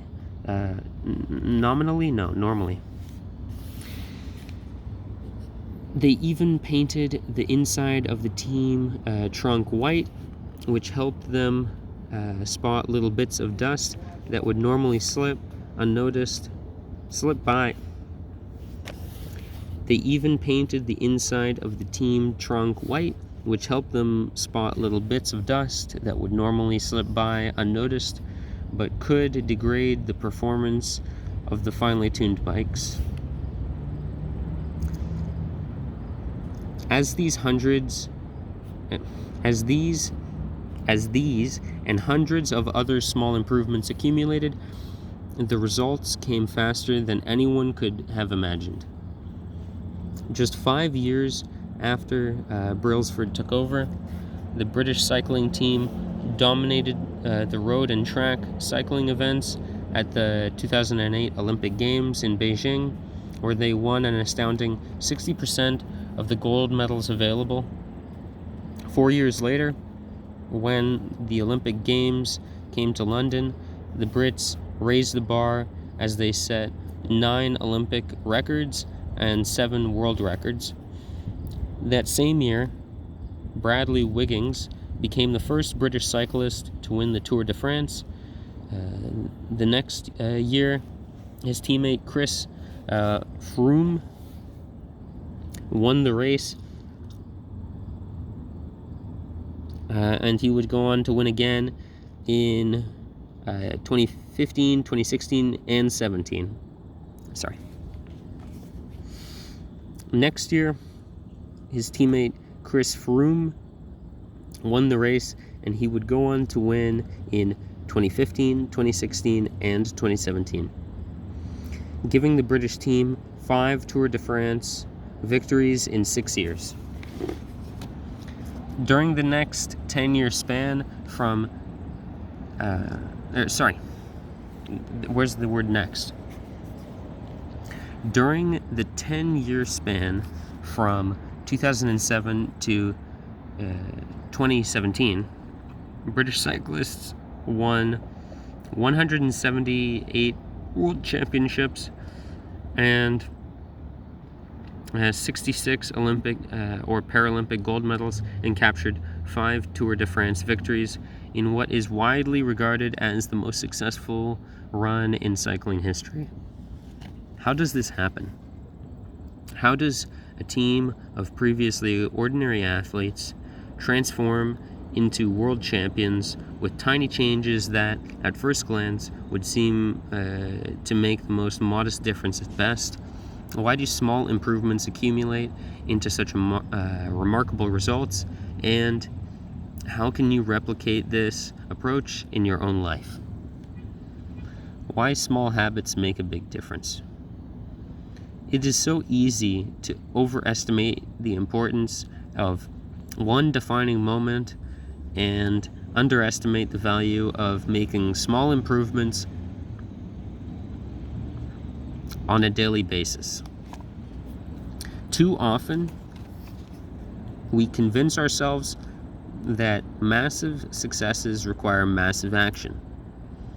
Whether it is losing weight, building a business, writing a book, winning a championship, or achieving any other goal, we put pressure on ourselves to make some earth-shattering improvement that everyone will talk about. Meanwhile, improving by 1% isn't particularly notable. Sometimes it isn't even notable or noticeable. Meanwhile, improving by 1% isn't particularly notable. Sometimes it isn't even noticeable. But it can be far more meaningful, especially in the long run. The difference a tiny improvement can make over time is astounding. Here is how the math works. Here is how the math works out. If you can get 1% better each day for 1 year, you'll end up 37 times better than you. Here's how the math works out. If you can get 1% better each day for 1 year, you'll end up 37 times better by the time you're done. Conversely, if you get 1% worse each day for 1 year, you'll decline nearly down to 0. Why is this bug repulsive to me? And that bug is wholesome to me. Interesting how this bug I don't want anywhere near me. Really, definitely don't want anywhere near me. And that bug I'm okay with. That bug better not come anywhere near me. I wonder if it would have tried to walk on me or sting me or something or grab on. See? Why is that bug, that bumblebee right there, wholesome to me? Those bumblebees wholesome to me. And that bug, I hate with my whole body.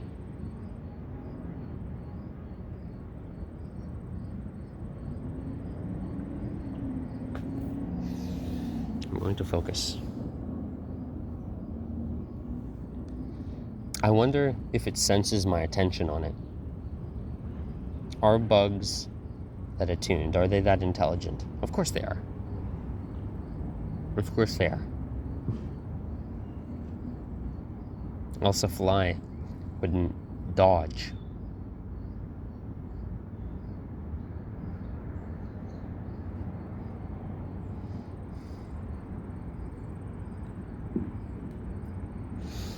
Conversely, if you get 1% worse each day for 1 year, you'll decline nearly down to 0. What starts as a small win or a minor setback accumulates into something much more.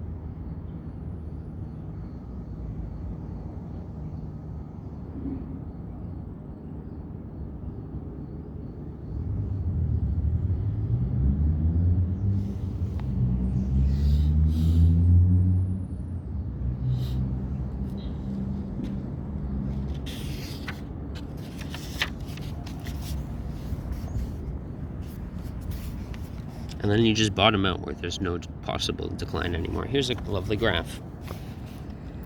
1% better every day.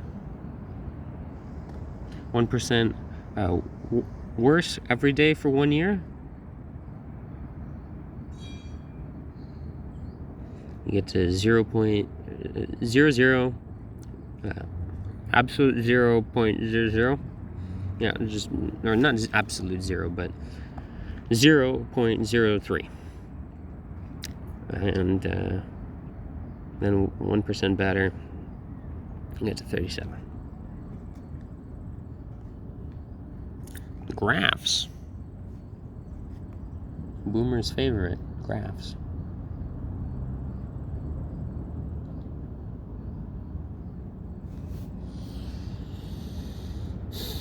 Figure 1. The effects of small habits compound over time. For example, if you would get just 1% better each day, you'll end up with results that are over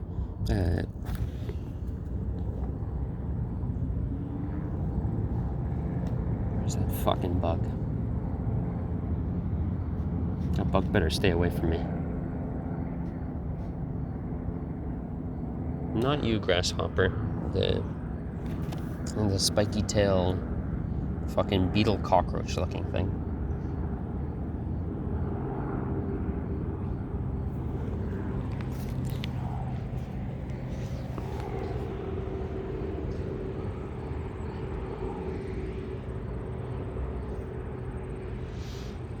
Alright, hurry up. Hurry up with this chapter.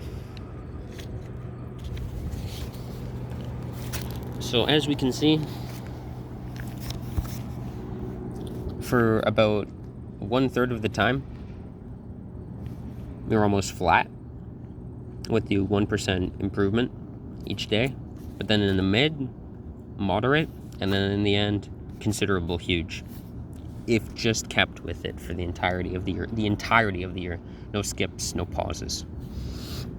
And the decline is considerable, and then moderate, and then slight, and then you're just flatlined. And then you're just flatlined. Habits are the compound interest of self-improvement. The same way that money multiplies through compound interest,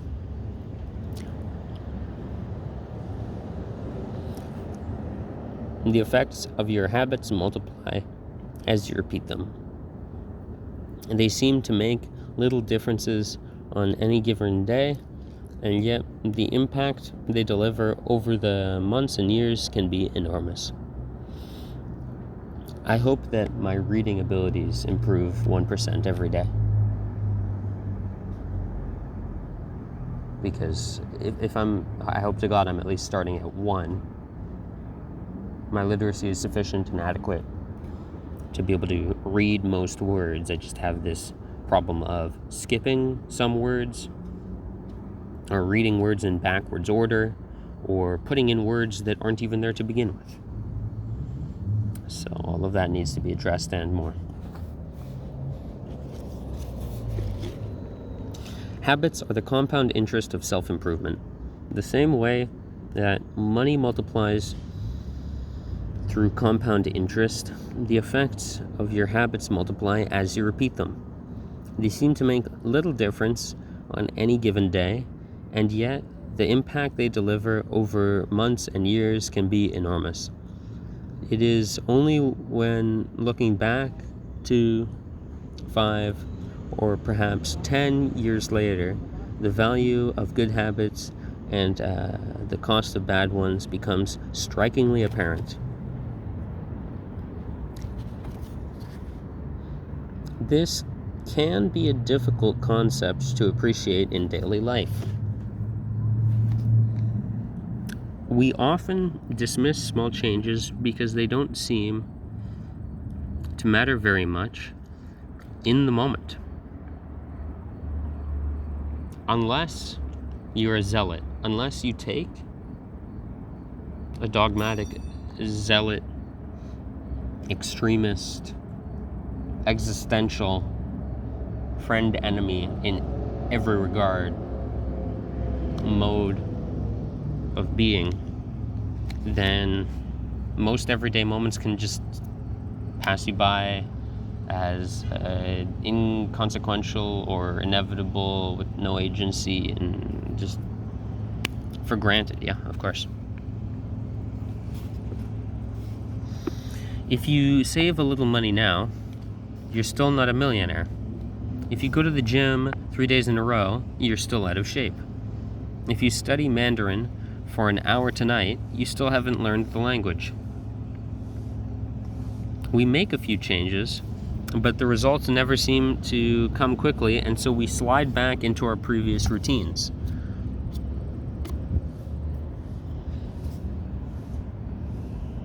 Unfortunately, the slow pace of transformation also makes it easy to let a bad habit slide. If you eat an unhealthy meal today, the scale doesn't move much. If you work late tonight and ignore your family, they will forgive you. If you procrastinate and put your project off until tomorrow, there will usually be a time to finish it later. Until there never is a later. I can't even count on all my fingers, toes, and teeth the amounts of laters that I now will never have. The amounts of laters. Do it later, address it later, tend to it later. I'll never have. All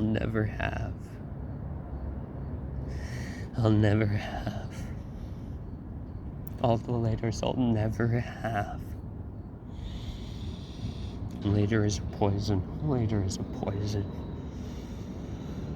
A merciless, vicious evil. Later is a poison.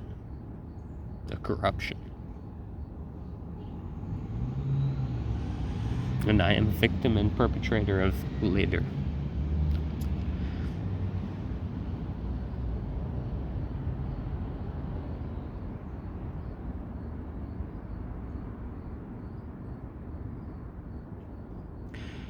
Or I have been. Now there is no later. There's no later.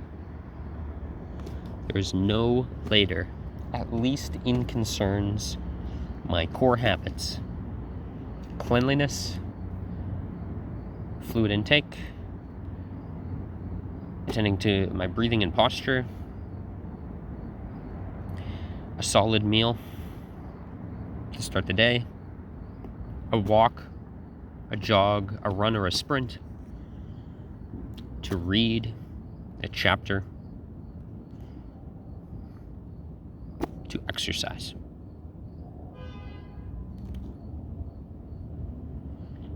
To do some Sudoku, to attend to learning a language. Sudoku and the language will come later.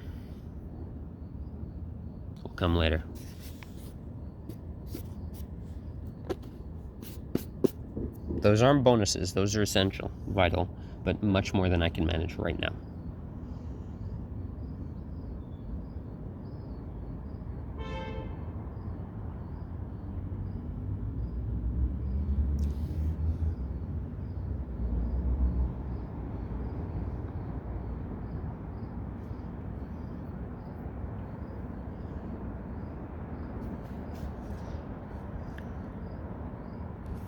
Unfortunately, the slow pace of transformation also makes it easy to let a bad habit slide. If you eat an unhealthy meal today, the scale doesn't move much. If you work late tonight and ignore your family, they will forgive you. If you procrastinate and put off your project until tomorrow, there will usually be a time to finish later. If you procrastinate and put your project off until tomorrow, there will usually be time to finish it later. If you procrastinate and put your project off until tomorrow, there will usually be time to finish later.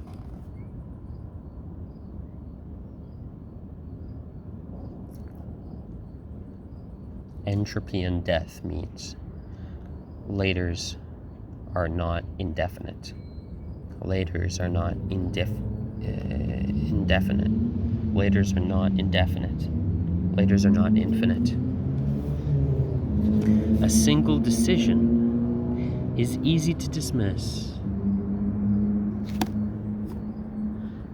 A single decision is easy to dismiss. A single decision is easy to dismiss.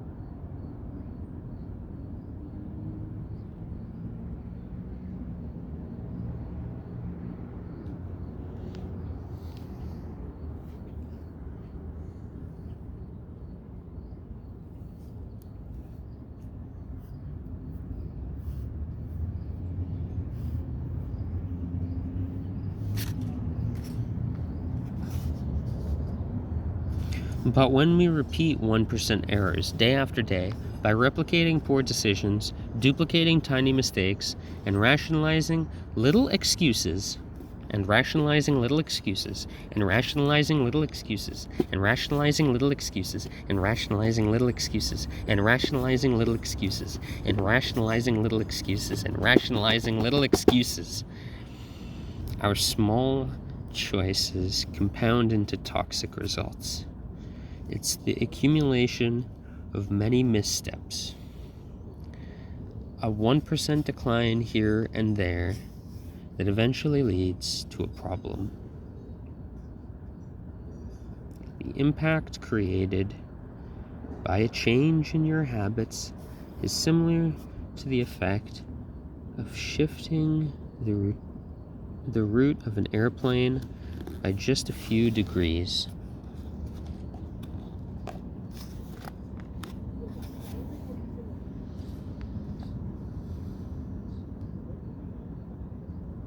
Imagine you're flying from Los Angeles to New York. If a pilot leaving from LAX adjusts the heading just 3.5 degrees south, you will land in Washington, D.C. instead of New York. Such a small change is barely noticeable. At takeoff, the nose of the airplane just moves just a few feet. But when magnified across across the entire United States, you end up hundreds of miles apart. Similarly, a slight adjustment in your daily habits can guide your life to a very different destination. Making a choice that is 1% better or 1% worse seems insignificant in the moment. But over the span of moments that make up a lifetime, these choices determine the difference between who you are and who you could be. Success is the product of daily habits, not once-in-a-lifetime transformations. That said, it doesn't matter how successful or unsuccessful you are right now. What matters is whether your habits are putting you on the path towards success You should be far more concerned with your current trajectory than with your current results. You should be far more concerned with your current trajectory than with your current results. If you're a millionaire, but you spend more than you earn each month, then you're on a bad trajectory. If your spending habits don't change, it's not going to end well. Conversely, if you're broke, but you save a little bit every month, then you're on the path toward financial freedom, even if you're moving slower than you'd like. Your outcomes are a lagging measure of your habits. Your net worth is a lagging measure of your financial habits. Your weight is a lagging measure of your eating habits. Not so lagging, it's instantaneous with me.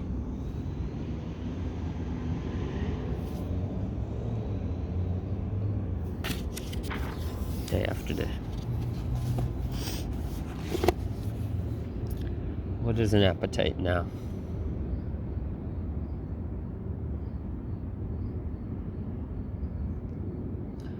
What is appetite and joy to me now?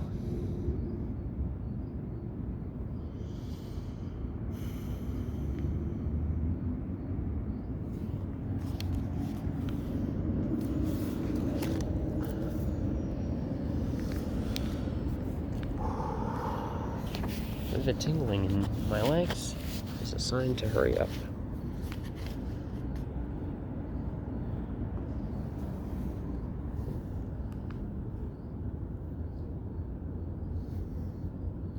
Your outcomes are a lagging measure of your habits. Your net worth is a lagging measure of your financial habits. Your weight is a lagging measure of your eating habits. Your knowledge is a lagging measure of your learning habits.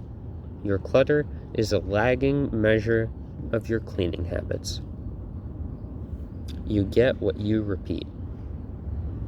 If you want to predict where you'll end up in life, all you have to do is follow the curve of tiny gains or tiny losses.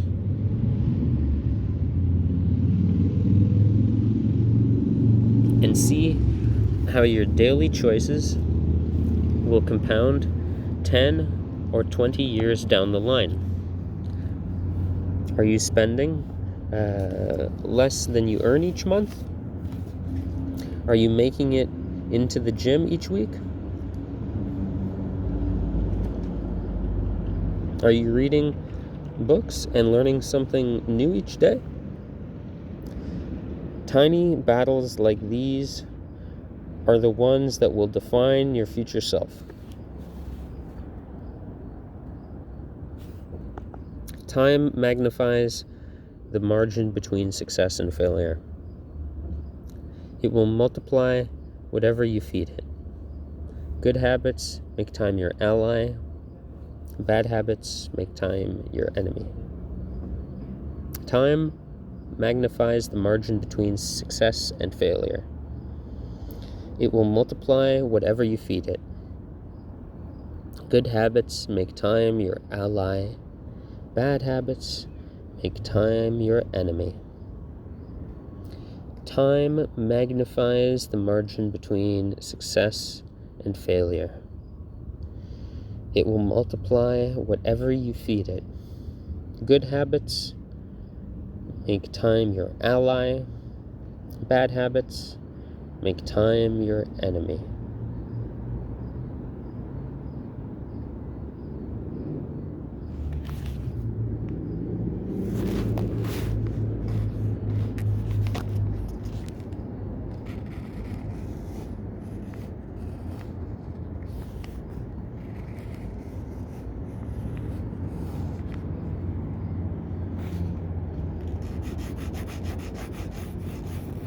I was hoping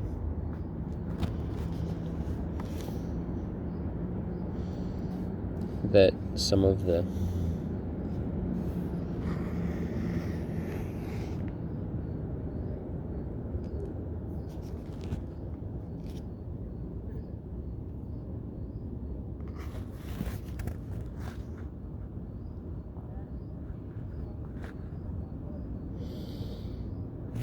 time magnifies the margin between success and failure. It will multiply whatever you feed it.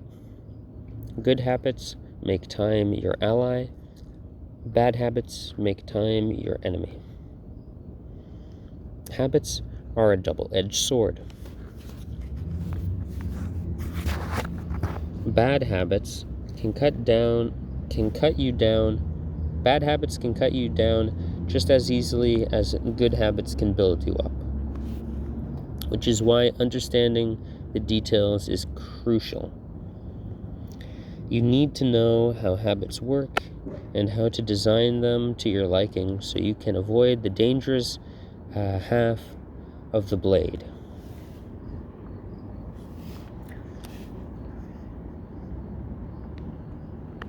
Your habits compound for you or against you. Positive compounding. Productivity compounds. Accomplishing one extra task is a small feat on any given day, but it counts for a lot over an entire career. And the effect of automating an old task or mastering a new skill can be even greater. The more tasks you can handle without thinking, the more your brain is free to focus on other areas.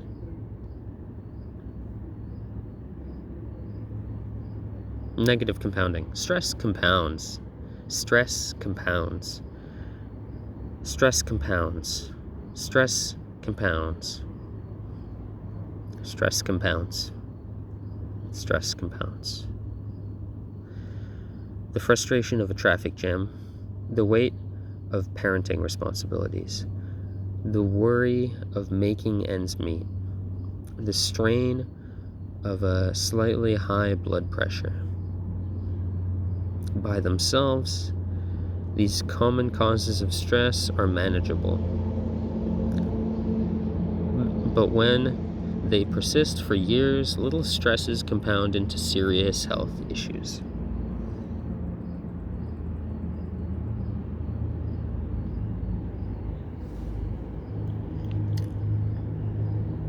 Knowledge compounds.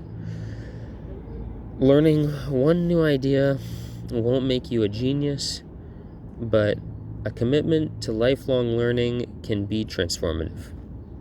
Furthermore, each book you read not only teaches you something new, but also opens up different ways of thinking about old habits. As Warren Buffett says, that's how knowledge works. It builds up like compound interest. Negative thoughts compound. Negative thoughts compound.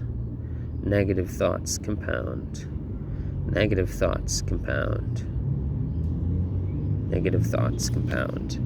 Negative thoughts compound. Negative thoughts compound. Negative thoughts compound. Negative thoughts compound. Negative thoughts compound. Negative thoughts compound. Negative thoughts compound. Negative thoughts compound.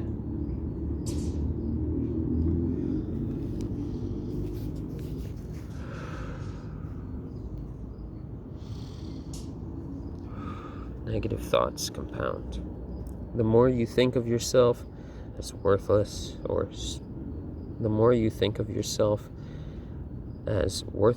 stupid, or ugly, the more you condition yourself to interpret a life that way. You get trapped in a thought loop. You get trapped in a thought loop. You get trapped in a thought loop. You get trapped in a thought loop. The same is true for how you think about others. Once you fall into the habit of seeing people as angry, unjust, or selfish. You see those kind of people everywhere.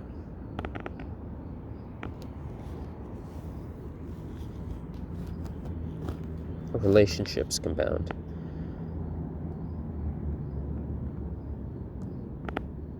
People reflect your behavior back to you. People reflect your behavior back to you. People reflect your behavior back to you. The more you help others, the more others want to help you. The more you help others, the more others want to help you.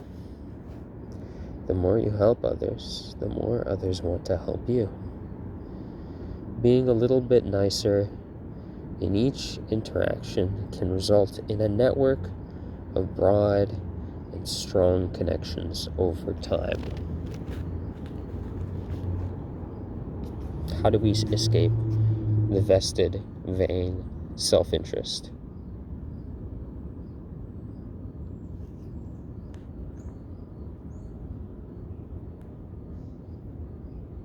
How do we escape self-interest in that? Virtue, decency, generosity, all that, for its own sake. For its own sake. Not for gain, not for gain, not for gain, for the process. For the process. For the process. For the process. Outrage compounds. Outrage compounds. Outrage compounds. Riots, protests, and mass movements are rarely the result of a single event.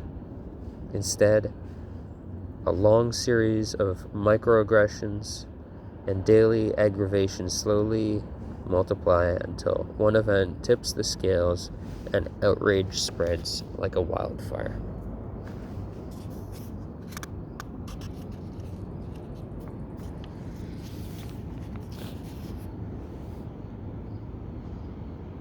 What progress is really like. Imagine that you have an ice cube sitting on the table in front of you. The room is cold and you can see your breath. It is currently 25 degrees. Ever so slowly, the room begins to heat up. 26 degrees, 27, 28. The ice cube is still sitting on the table in front of you. 29 degrees, 30, 31, still nothing has happened. Then 32 degrees, the ice cube begins to melt. A 1 degree shift, seemingly no different from the temperature increases before, has unlocked a huge change.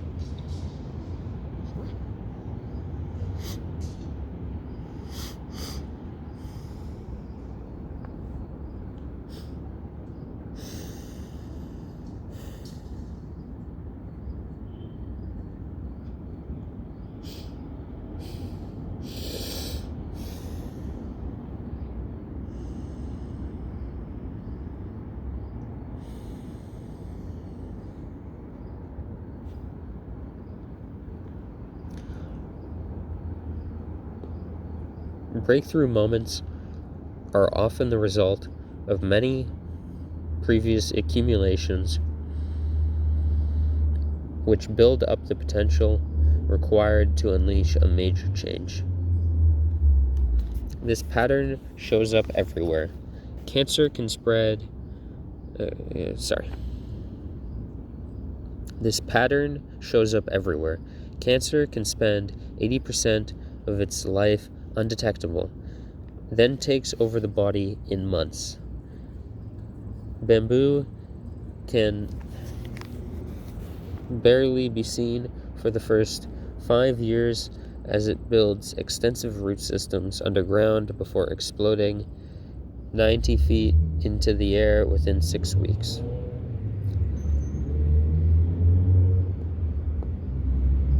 Similarly, habits often appear to make no difference until you cross the critical threshold and unlock a new level of performance.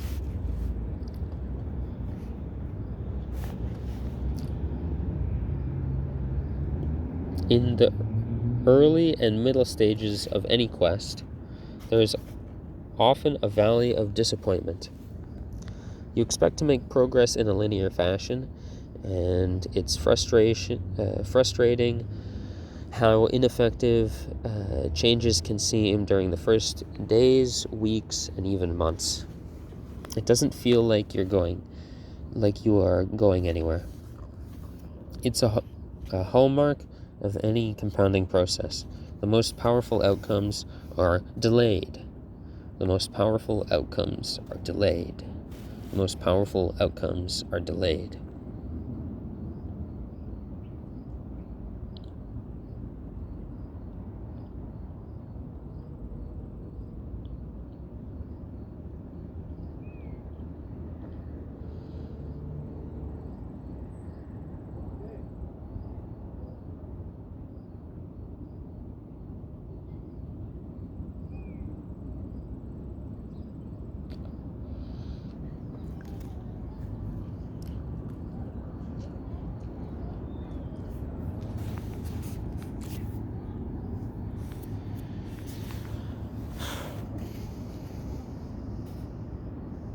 And the most powerful outcomes are delayed. The most powerful outcomes are delayed.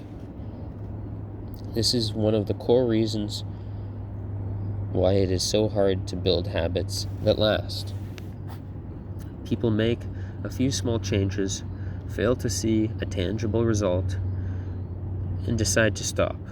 You think, I've been running for every day for a month, so why can't I see any change in my body? Once this kind of thinking takes over, it's easy to let good habits fall by the wayside. But in order to make a meaningful difference, habits need to persist long enough to break through this plateau. What I call the plateau of latent potential. If you find yourself struggling to build a good habit or break a bad one, it is not because you have lost your ability to improve. It is often because you have not yet crossed the plateau of latent potential. Complaining about not achieving success despite working hard is like complaining about an ice cube not melting when you've heated it from 25 to 31 degrees. Your work was not wasted. It is just being stored. All the action happens at 32 degrees.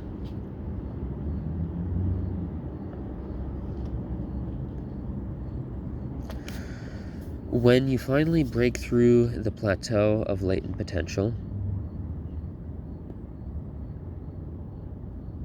people will call it an overnight success.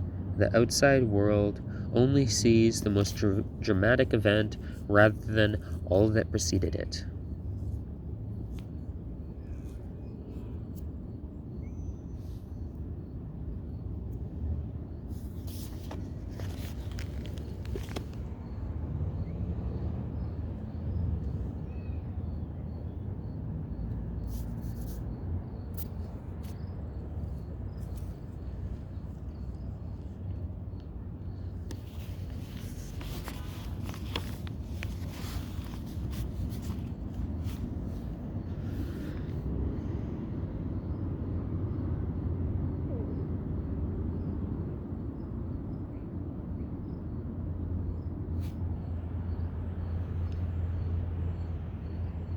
It's a bee.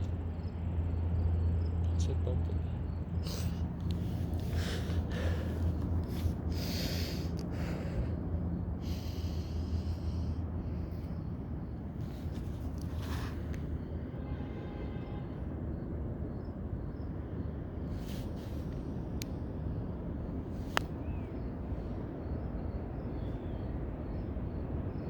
The outside world only sees the most dramatic event rather than all that preceded it. The outside world only sees the most dramatic event rather than all that preceded it. The outside world only sees the most dramatic event rather than all that preceded it. The outside world only sees the most dramatic event rather than all that preceded it. The outside world only sees the most dramatic event rather than all that preceded it. But you know that it's the work you did long ago, when it seemed that you weren't making any progress, that makes the jump today possible. It is the human equivalent of geological pressure. Two tectonic plates can grind against one another for millions of years, then the tension slowly building all the while. Then one day they rub each other once again in the same fashion they have for ages, but this time the tension is too great, an earthquake erupts. Change can take years before it happens all at once. Mastery requires practice. The San Antonio Spurs, one of the most successful teams in NBA history, have a quote from social reformer Jacob Riis hanging on their room locker. When nothing seems to help, I go and I look at the stonecutter hammering away at his rock, perhaps 100 times without making as much as a crack showing in it. Yet at the 101st blow it will split in two, and I know it was not that blow that did it, but all that had gone before.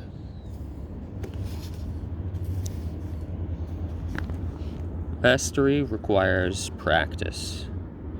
The San Antonio Spurs, one of the most successful teams in NBA history, have a quote from a social reformer Jacob Riis hanging in their locker room. When nothing seems to help, I go and look at the stonecutter hammering away at his rock, perhaps 100 times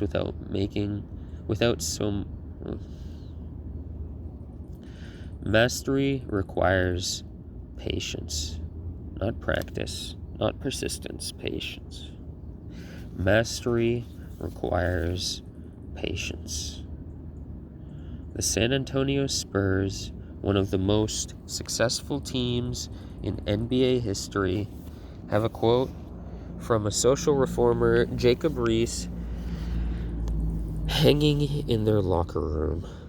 When nothing seems to help, I go and look at the stonecutter hammering away at his rock, perhaps 100 times without as much as a crack showing in it. Yet at the 101st blow it will split in two, and I know it was not that blow that did it, but all that had gone before. Yet at the 101st blow it will split in two, and I know it was not that blow that did it, but all that had gone before. Yet at the 101st blow it will split in two, and I know it was not that blow that did it, but all that had gone before.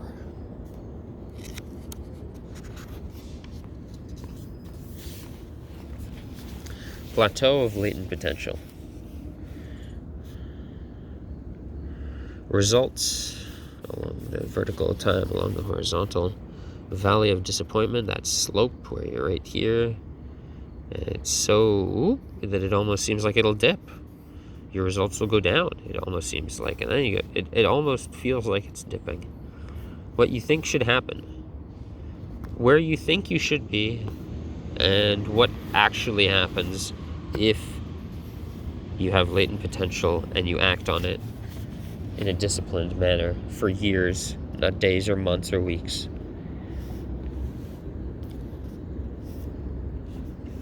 Valley of disappointment, low ebb rather than straight line.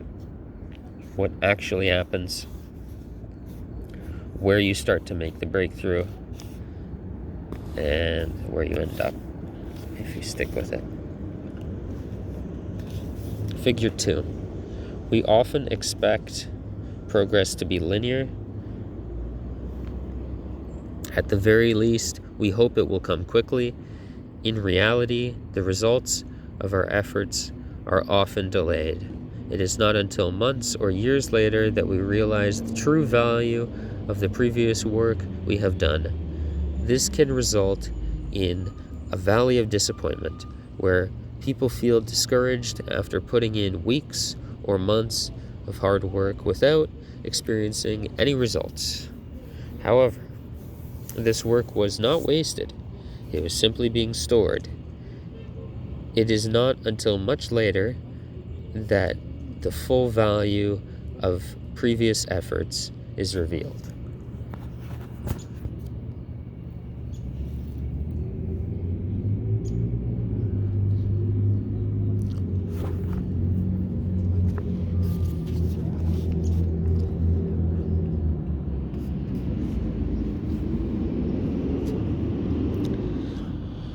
All big things come from small beginnings. Every seed of every habit is a single tiny decision.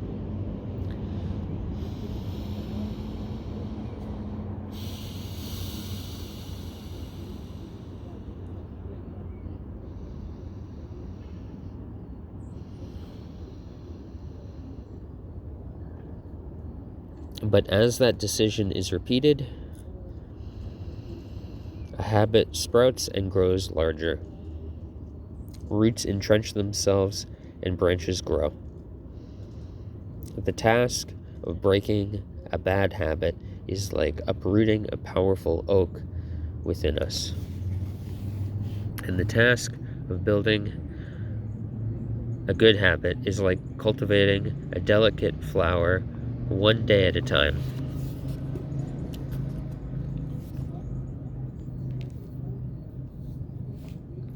But what determines whether we stick with a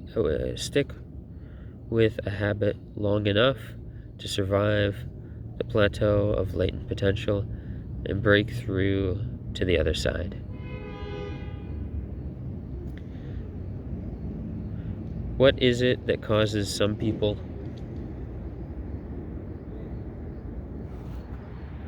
Is that a cat? A raccoon? That's a cat. That's a cat. It's not my cat. It's not my cat. It's not my cat.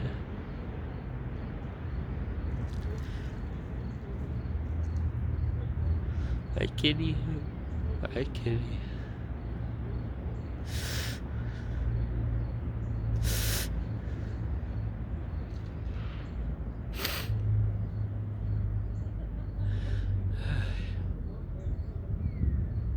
Climbing adventure. Ah! Oh, you're after the bunny, huh?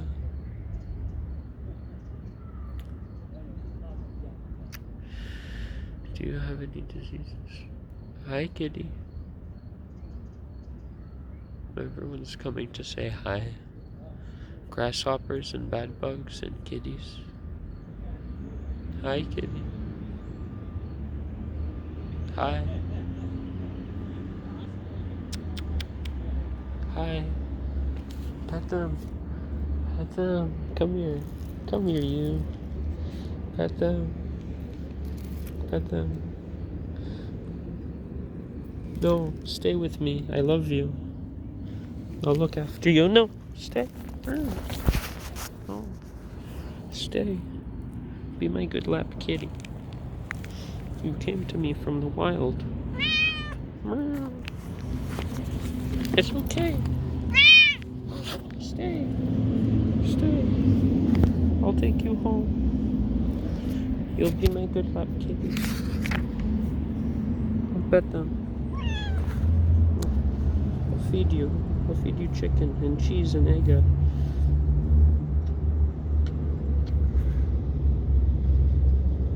Are you my kitty?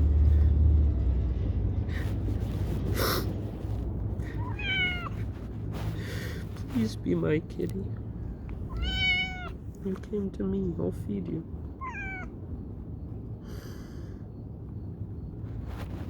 Please. Come with me. Let's go home. Huh? Are you my kitty? No?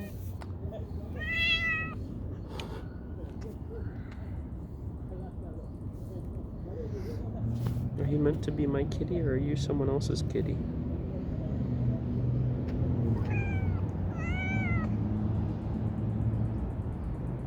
I don't know. You came to me. You want to leave? You want to leave, huh? Okay. You want to leave? Bye-bye, kitty. You aren't meant for me.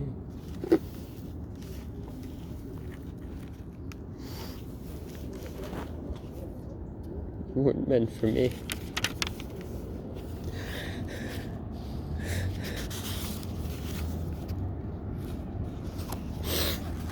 You weren't meant for me. I have to focus on my habits. You could be someone else's cat anyways. You could be a lost kitty, or maybe you're a wild kitty. But you're just exploring. You're just exploring. You're not my kitty. You're a wild kitty. Just passing by.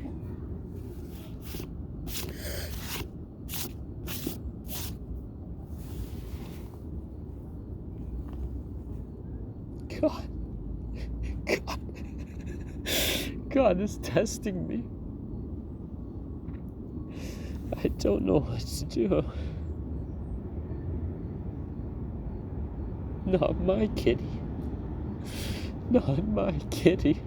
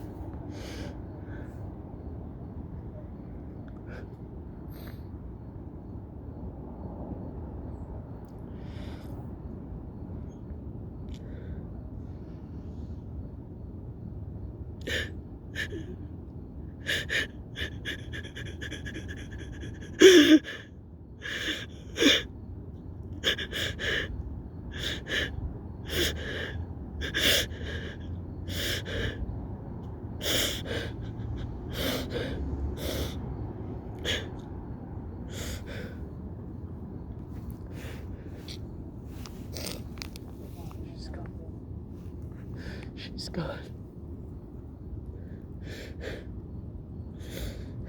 God, I am a broken and tempted man. I am a broken and tempted man.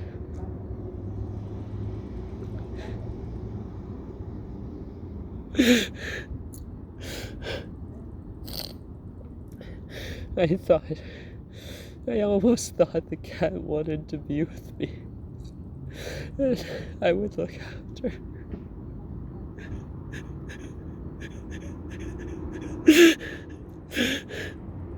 And comfort her.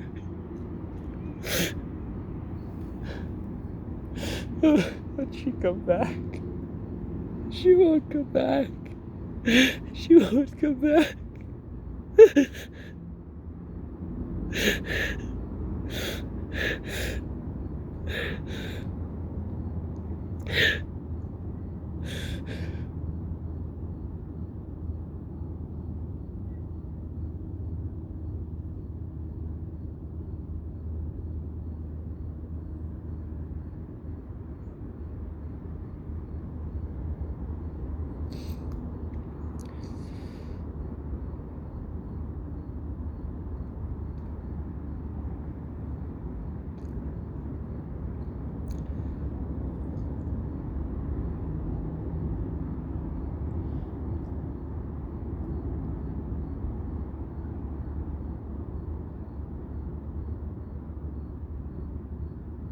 She wasn't my cat. She wasn't my Sasha or Lily.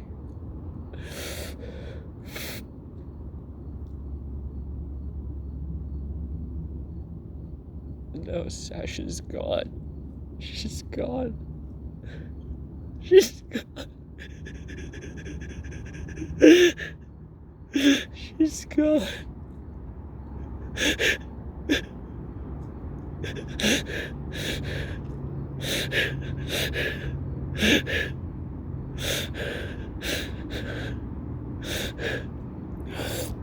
God. God.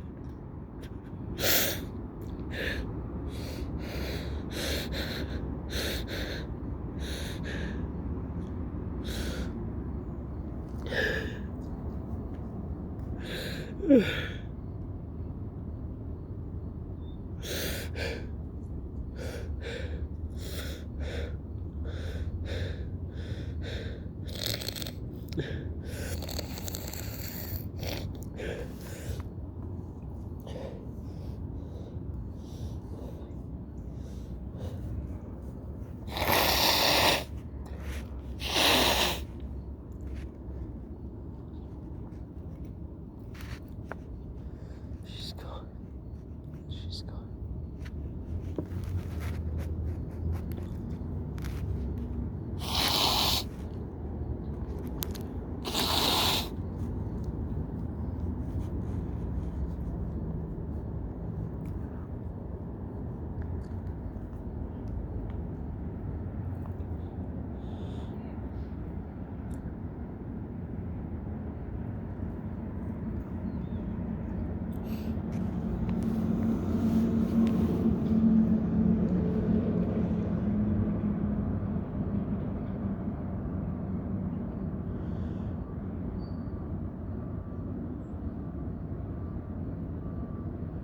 When I held that new kitty,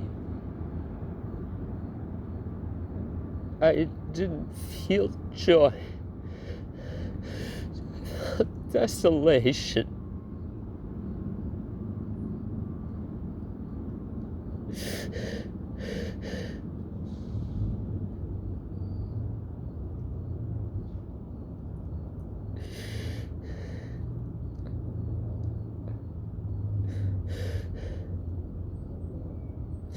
I will finish this chapter. I will finish this chapter.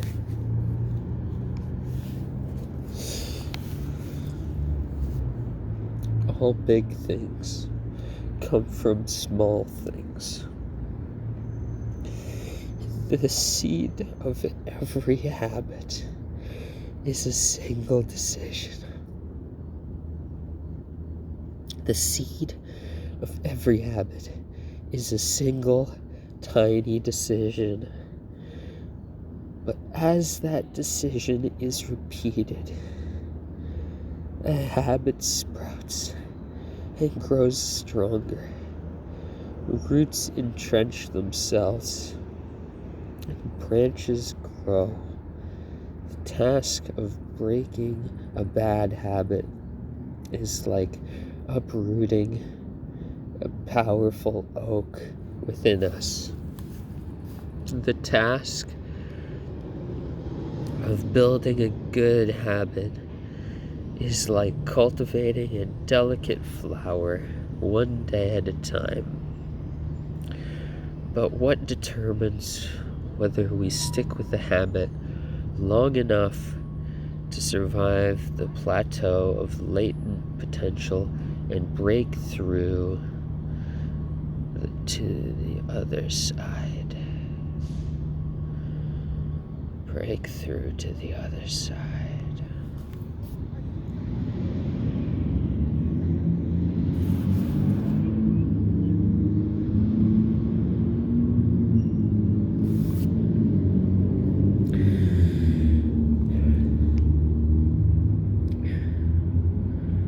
What is it that causes some people to slide into unwanted habits and enables others to enjoy the compounding effects of good ones? Forget about goals. Focus on systems instead. Prevailing wisdom claims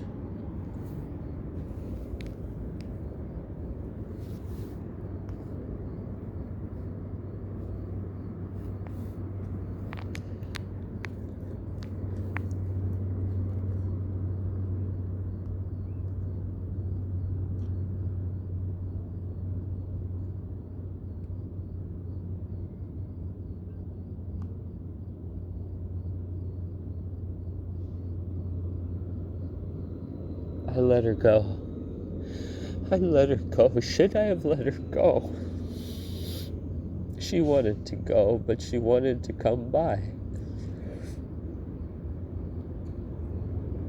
Should I have brought her home?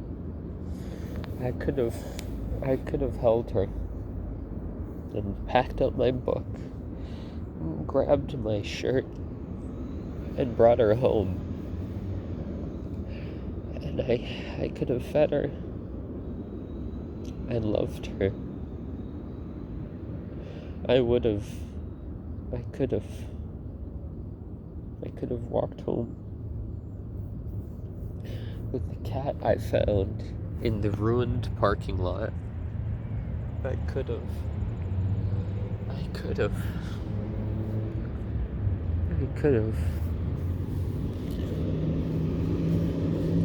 Yet can only means might. It doesn't equate to should. Yet, what is the sign of should? What is the sign of should? It's one of her cat hairs. It's one of her cat hairs. The unknown kitty. It looked like a wild kitty, but it could have been someone else's kitty that lost their owner. Or maybe it should have been my kitty. I had kitties. Now I have one kitty. And another came by. She came to me. She came to me. She came to me. Or was it a he? I don't even know if it was a he or a she kitty. I don't even know if it was a male or a female kitty. There's a dog over there now. I don't even know if it was a male or female kitty that came by to rub her. She rubbed her back and her tail on me. And I got to pet her. But I pet her wrong, or I felt wrong, or I held her too long. She meowed for release. I let her go. Yet I need her so. I need the cat. The cat's gone. It was only just for a moment. Something almost like joy, but it reminded me of what I lost. And all that's wrong.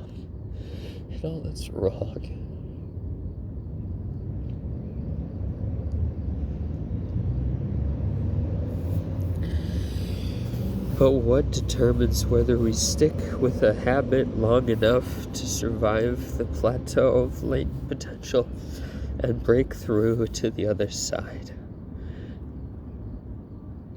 What is it that causes some people to slide into unwanted habits and enables others to enjoy the compounding effects of good ones? Forget about goals. Focus on systems instead. Prevailing wisdom claims that the best way to achieve what we want in life is getting prevailing wisdom claims that the best way to achieve what we want in life is getting prevailing wisdom claims that the best way to achieve what we want in life, getting into better shape, building a successful business, relaxing more and worrying less, spending more time with family and friends, is to set specific, actionable goals.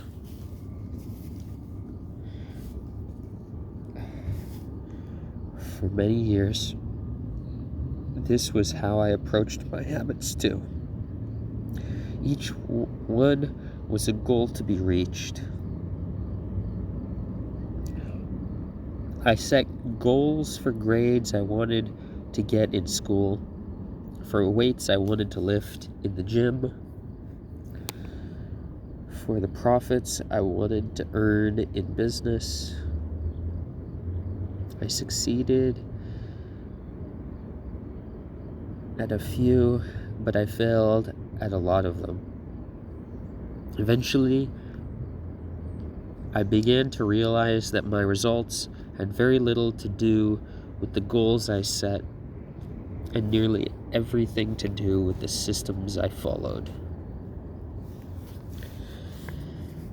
What's the difference between systems and goals?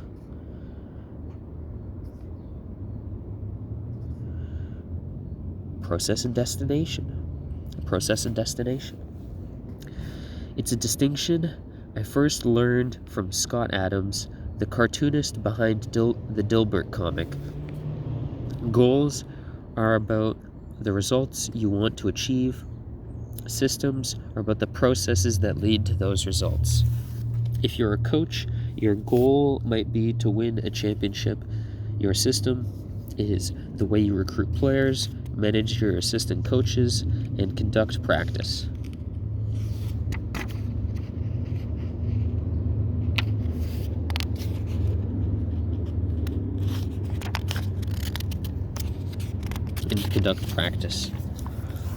If you're an entrepreneur, your goal might be to build a $1 million business. Your system is how you test product ideas, hire employees, and run marketing campaigns. If you're a musician, your goal might be to play a new piece of music.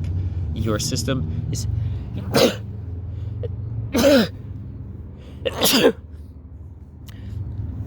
your system is how often you practice, how you break down and tackle difficult measures, and your method for achieving.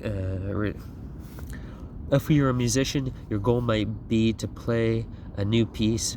Your system is how often you practice, how you break down and tackle difficult measures, and your method for receiving feedback from your instructor.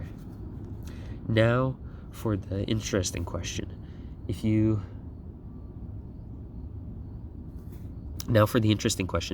completely ignore your goals and focus only on your system, would you still succeed? For example, if you were a basketball coach and you ignored your goal to win a championship and focused only on what your team does at practice each day, would you still get results? I think you would. The goal in any sport is to finish with the best score.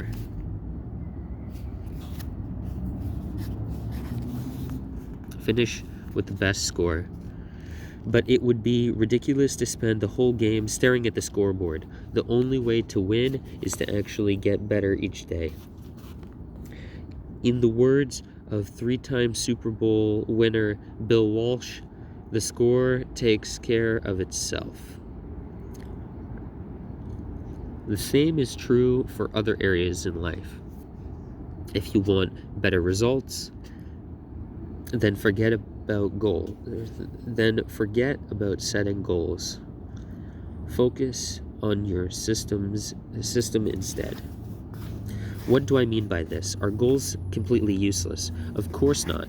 Goals are good for setting a direction, but systems are best for making progress. A handful of problems arise when you spend too much time thinking about your goals and not enough time designing your systems. Problem number 1. Winners and losers have the same goals. Goal setting suffers from a serious case of survivorship bias. We concentrate on people who end up winning, the survivors, and mistakenly assume that ambitious goals led to their success, while overlooking all the people who had the same objective but didn't succeed. Every Olympian wants to win. Every Olympian wants to win a gold medal. Every candidate wants to get the job, and if successful and unsuccessful people share the same goals, then the goal cannot be what differentiates winners from losers. It wasn't the goal of winning the Tour de France that propelled British cyclists to the top of the sport. Presumably, they had wanted to win the race for every year before, just like every professional team. The goal had always been there. It was only when they implemented a system of continuous small improvements that they achieved a different outcome. Problem number 2. Achieving a goal is only a momentary change. Imagine you have a messy room and your goal is to clean it. I do.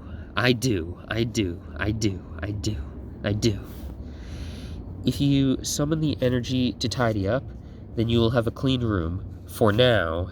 But if you maintain the same sloppy, pack rat habits that led to a messy room in the first place, you'll soon be looking at a new pile of clutter and hoping for another burst of motivation.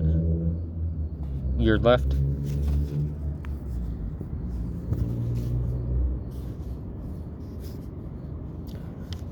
left chasing the same outcome because you never changed the system behind it, the production.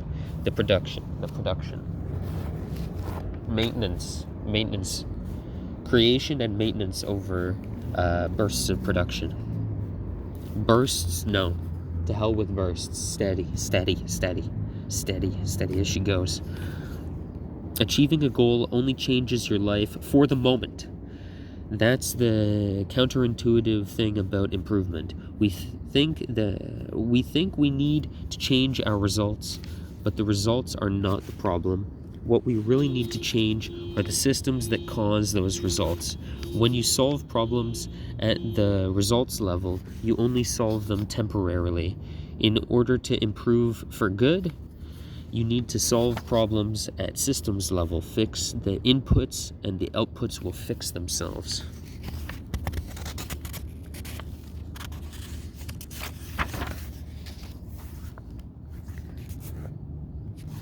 Problem number 3. Goals restrict your happiness. The implicit assumption behind any goal is this: once I reach my goal, then I'll be happy. The problem with a goals first mentality is that you're continually putting happiness off until the next milestone. I've slipped into this trap so many times I've lost count. For years, happiness was always something for my future self to enjoy. I promised myself that once I gained 20 pounds of muscle, or after my business was featured in the New York Times, then I could finally relax. I'm relaxed now that I'm engaged in the process of my lifelong habits. I'm engaged in the process of my lifelong habits. I am engaged in the process of my lifelong habits. Furthermore, goals create an either-or conflict. Either you achieve your goal and are successful, or you fail and you are a disappointment. You mentally box yourself into a narrow version of happiness. This is misguided. It is unlikely that your actual path through life will match the exact journey you had in mind when you set out. I've only had vague inclinations and intuitions. I've never had a coherent and clear vision to my path in life that seemed remotely plausible, that I had a start, middle, and finish to. That was joyous, prosperous, flourishing, detailed, methodical, meticulous, coherent, and plausible. I've never had one. All I have is as I've outlined now. To be my plausible and realistic habits. To mean I'm in control, focused, and disciplined in my life. Self-control. My habits of self-control. Attending to hygiene, attending to adequate fluids, attending to adequate nutrition from one solid meal, whether it be some protein, some carbs, some fats by way of like steak or chicken thigh or breast or a pork chop or a bit of salmon or tuna or some shrimp or whatever, some eggs, some cheese, olive oil, coconut oil, peanut oil, avocado oil, rice, potatoes, noodles, pasta, bread, biscuits, whatever have you. It's a solid meal of that sort, or a smoothie, at least, comprising fruits, mixed fruits, high-fat yogurt, oats, peanut butter, some sort of protein powder, either vegetarian or preferably milk fat. Did I say peanut butter? Oats, some dark chocolate, not much, but at least 2 squares of dark chocolate. Not bars, but at least 2 squares of dark chocolate. And that should be enough. That should be enough. And some juice. No, not juice. Some water or ice. Some water or ice. The smoothie. So I have that. I clean. Enough water to drink. Have solid meal. Go for a walk, a run, a jog, a sprint, whatever have you. Sit down and read in an open space. In an open space where there's possibility for sun exposure. It doesn't matter if it's cloudy, if it's raining, if there's a storm.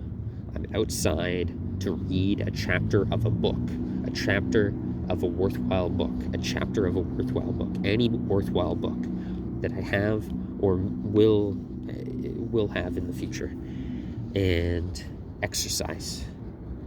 And then once I've proven that I can keep to those habits, then I will include the paper puzzle game of Sudoku and the practice of learning another language, and then another language, and then another language. At least 5 extra languages. At least some dialect of Chinese, like a Mandarin or something, or Cantonese or something, I don't know. Spanish, French, Russian. So what is that? How many is that? Let's say Mandarin, Spanish, French, Russian,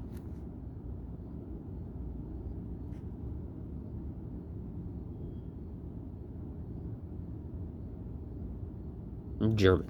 Sure, German. I'll learn those languages.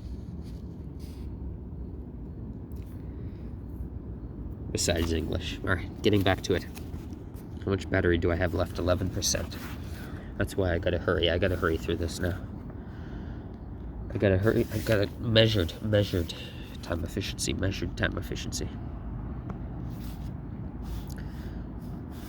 Goals for smooth creates either or. Yes, misguided.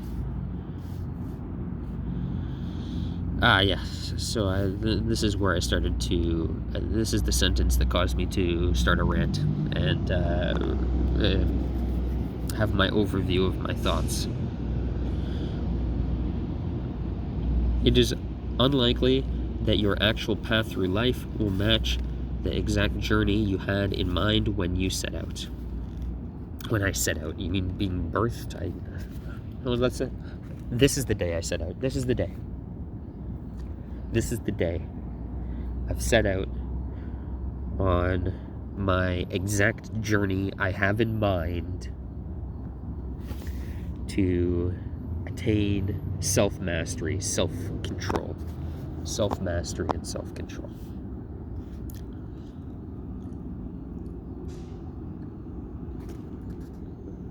It makes no sense to restrict your satisfaction to one scenario when there are many paths to success. A systems first mentality provides the antidote.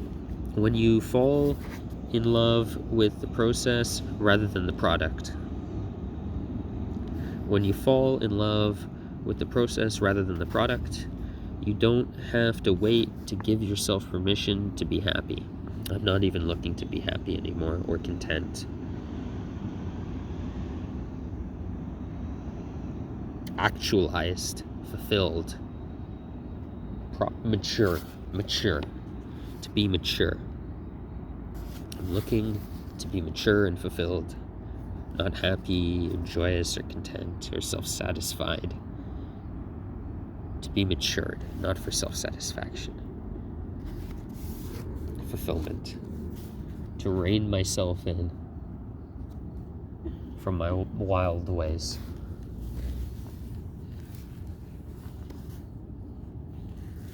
From my wild, unkempt ways. To rein myself in insofar as I think or deem reasonable and proper and adequate, which isn't much, but it's a far sight more than what I'm at right now.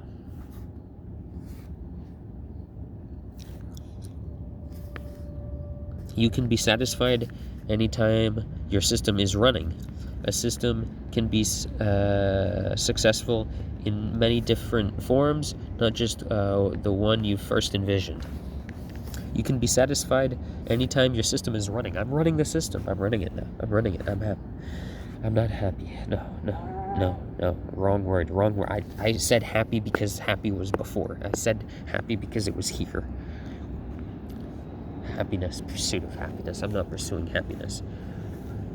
Self-discipline. I'm pursuing self-discipline. Love of process rather than product. That's what I'm pursuing.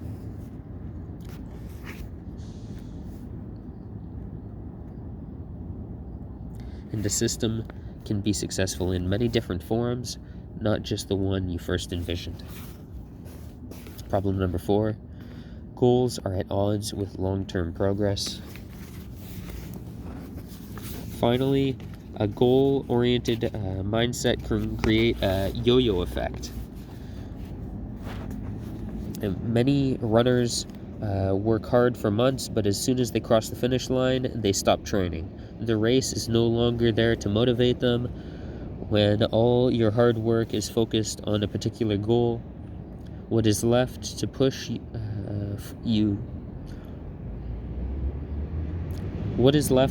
forward after you achieve it? This is why many people find themselves reverting to their old habits after accomplishing a goal. The purpose of setting goals is to win the game. The purpose of building systems is to continue playing the game. True long-term thinking is goalless thinking. It is not about any single accomplishment. It is about the cycle of endless refinement and continuous improvement. Ultimately, it is your commitment to the process that will determine your progress. A system of atomic habits. If you're having trouble changing your habits, the problem isn't you. The problem is your system. Bad habits repeat themselves again and again, not because you don't want to change, but because you have the wrong system for change. You do not rise to the level of your goals, you fall to the level of your systems. Focusing on the overall system rather than a single goal is one of the core themes of this book. It is also one of the deeper meanings behind the word atomic. By now, you've probably realized that an atomic habit refers to a tiny change, a marginal gain, a 1% improvement, but atomic habits are not just any old habits, however small. They are little habits that are part of a larger system. Just as atoms are building blocks of molecules, I'm apologizing not to anyone besides the author. I'm really apologizing to James Clear when I misread their book. When I misread James Clear, his book, I'm apologizing to James Clear. That's when I know I'm saying sorry, by the way. It's instinctual, but it is sincere and serious. Just as atoms are the building blocks of molecules, atomic habits are the building blocks of remarkable results. Habits are like the atoms of our lives. Each one is a fundamental unit that contributes to your overall improvement. At first, these tiny routines seem insignificant, but soon they build on each other and fuel bigger wins that multiply to a degree that far outweighs the cost of their initial investment. They are both small and mighty. This is the meaning of the phrase atomic habits, a regular practice or routine that is not only small and easy to do, but also the source of incredible power, a component of the system of compound growth. I'm getting into flow state now, finally.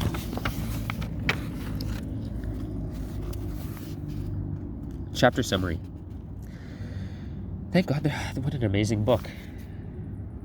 This author, where was it? Who said you have to become the book? In order to write the book, you have to become it? Where was that?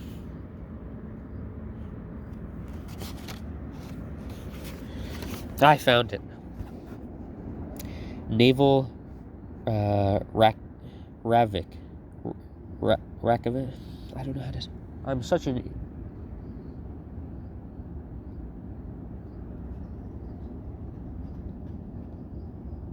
I'm a faltering yet striving man. I'm a faltering yet striving man. Naval Ravikant has said, to write a great book, you must first become the book.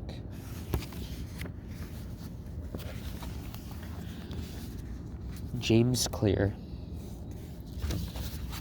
lives up to his last name. Even a single chapter has a chapter summary. Didn't he say somewhere in here? What did he said something to the effect. Didn't say, well, he said in writing something to the effect of the book isn't, it has scientific processes in it and scientific thinking in it, but it isn't simply an academic book. It's a guidebook, or not guidebook, there was some other way, I don't remember, my memory is atrocious, but this book proves that he gets habits. There's a chapter summary. Habits are the compound interest of self-improvement. Getting 1% better every day counts for a lot in the long run. Habits are a double-edged sword. They can work for you or against you. which is why understanding the details is essential. Small changes often appear to make no difference until you come across a critical threshold. The most powerful outcomes for any compounding process are delayed. You need to be patient. An atomic habit is a little habit that is part of a larger system. Just as atoms are the building blocks of molecules, atomic habits are the building blocks of remarkable results. If you want better results, then forget about setting goals, focus on your systems instead. You do not rise to the level of your goals, you fall to the level of your systems.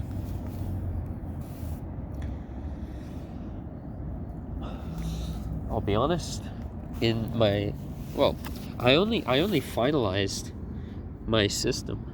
What is this bug flying around? It's a fly.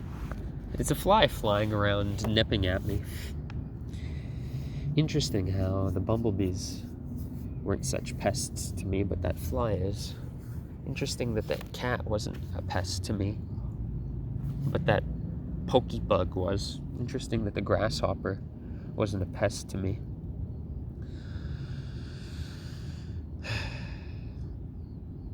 But this fly is, that fucking fly is. Whatever. I've read from here to here, and then you might be thinking, oh, but you forgot something. Let's see how much battery I have left. I have 7%. That's time enough to read the notes at the bottom of the pages. Don't think I forgot. Do not think I forgot. I'm going to read the little star notes at the bottoms of the pages.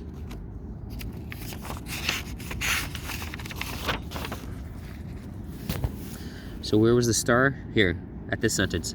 At the start of 2017, I launched the Habits Academy, which became the premier training platform for organizations and individuals interested in building better habits in life and work. Star. Star down here. Interested readers can learn more at habitsacademy.com.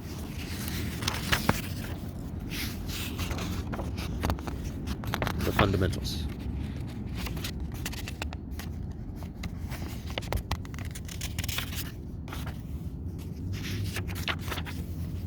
Another star.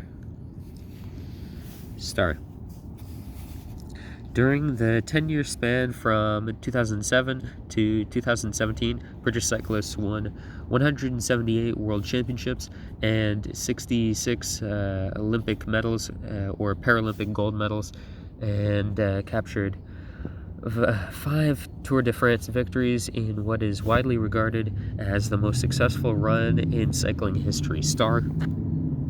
As this book was going to print, new information about the British cycling team has come out. You can see my thoughts at atomichabits.com/cycling. I will check that out after I'm done my exercises, which hopefully I can record on this video as well. Oh, it's a ant that has wings. That was also being a pest to me. But this is such an interesting pest that, wow. I'm not even upset, alright?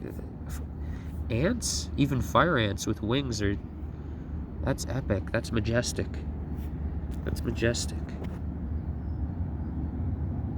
It's like a hybrid between a pest and a neat bug, a lovable, adorable neat bug. Okay, go on. Wow, that was cool. Ants with wings, never seen that before in my life. Like with my own eyes in person, or maybe I have, but I haven't appreciated and recognized it. Imagine kitties with wings. I can.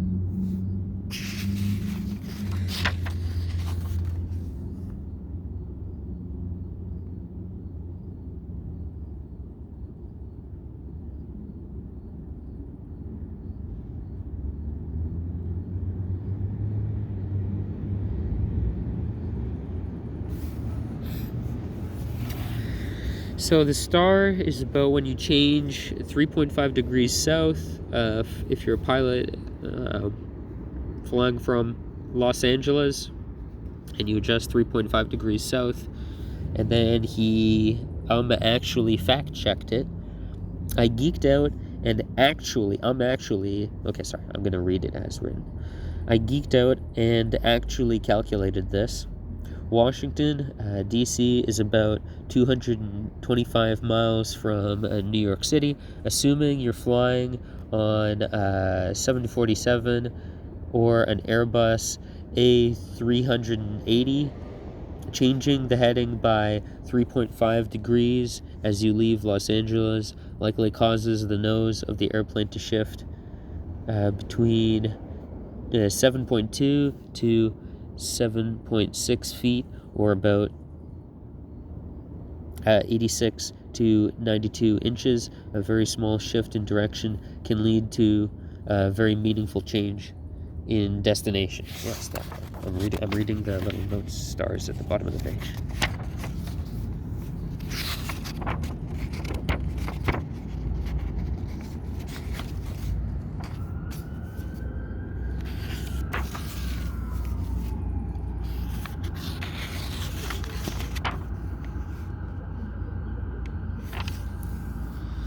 Are there any more notes left?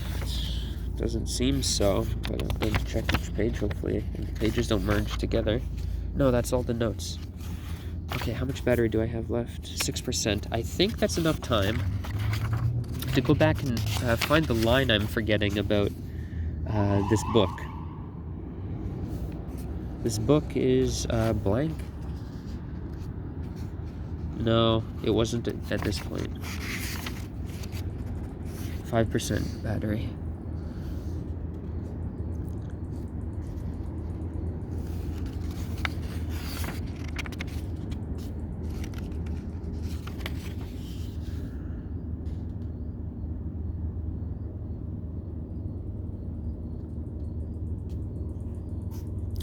Something about this book not being academic but a guide. Was it in the introduction?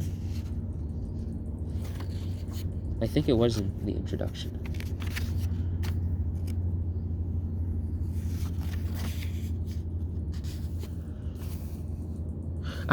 Yes, this is it. While science supports everything I've written, this book is not an academic research paper, it's an operating manual. And what proves that it's an operating manual is the first chapter's summary. What proves that it's an operating manual, and what proves that he became the book, that James Clear became the book, is the chapter summary. It's an operating manual. It's an operating manual. And this proves it. It's an operating manual, and this proves it. Thoroughness and summary. I'll be back to read more, but not just to read more, to do all the minute percentage habits, to prove to myself my self-mastery, self-control, composure, and discipline.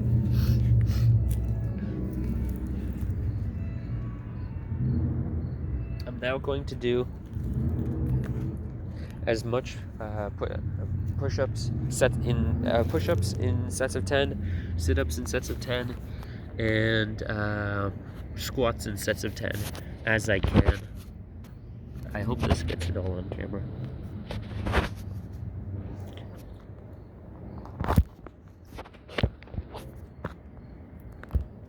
Is it still recording? Yes, I think it is still recording because I can see the stop button going. Okay, starting with push-ups. Shoulder width apart. And elbows back, not to the side. Down.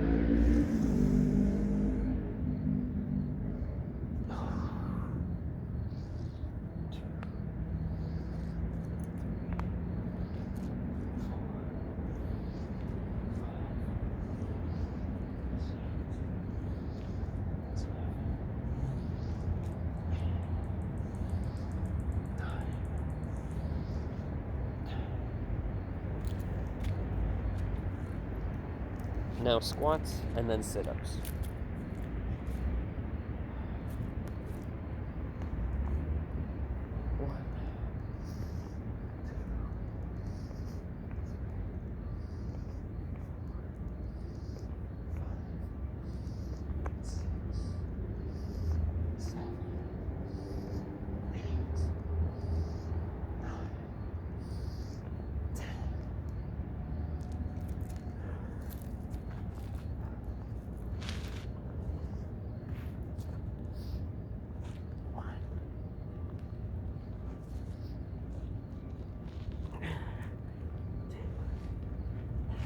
Do with my hands,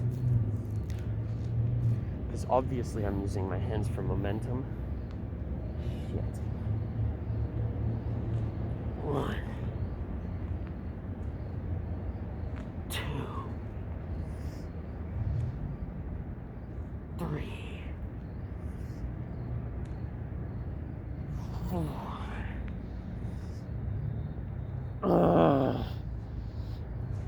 5.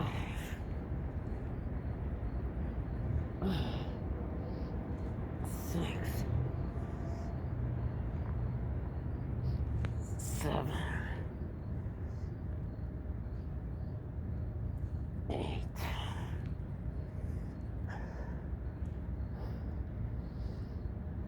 9,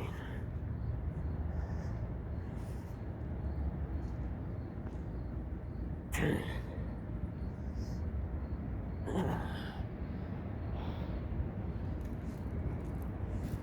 Now push-ups.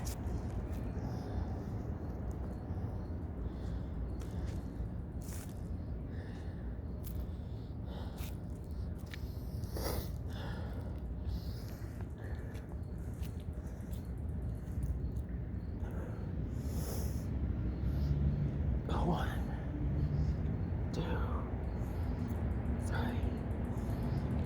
4, 5, 6,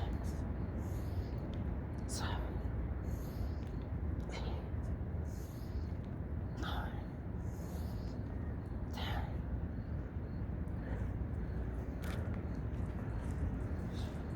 Squats.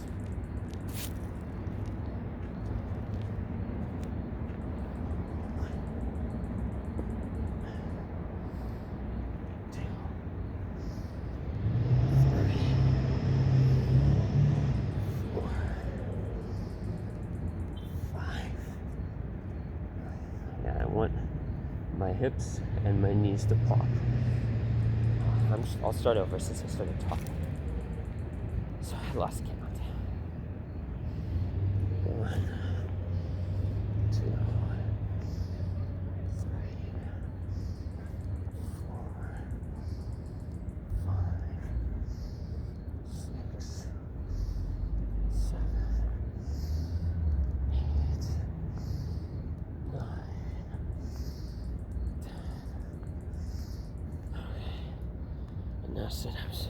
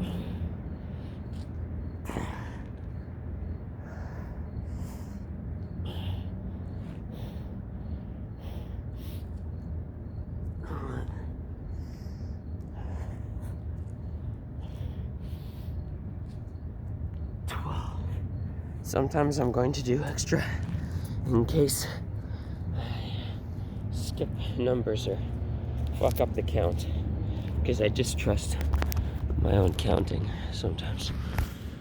How much battery do I have left? 2%. I think I'm gonna try and bust out one more set, and then I only have 2%. I might end the recording and ruin everything. And now I'm gonna call it here, because I don't want it to spoil the recording. Almost a 4-hour recording. Until next time, bye bye.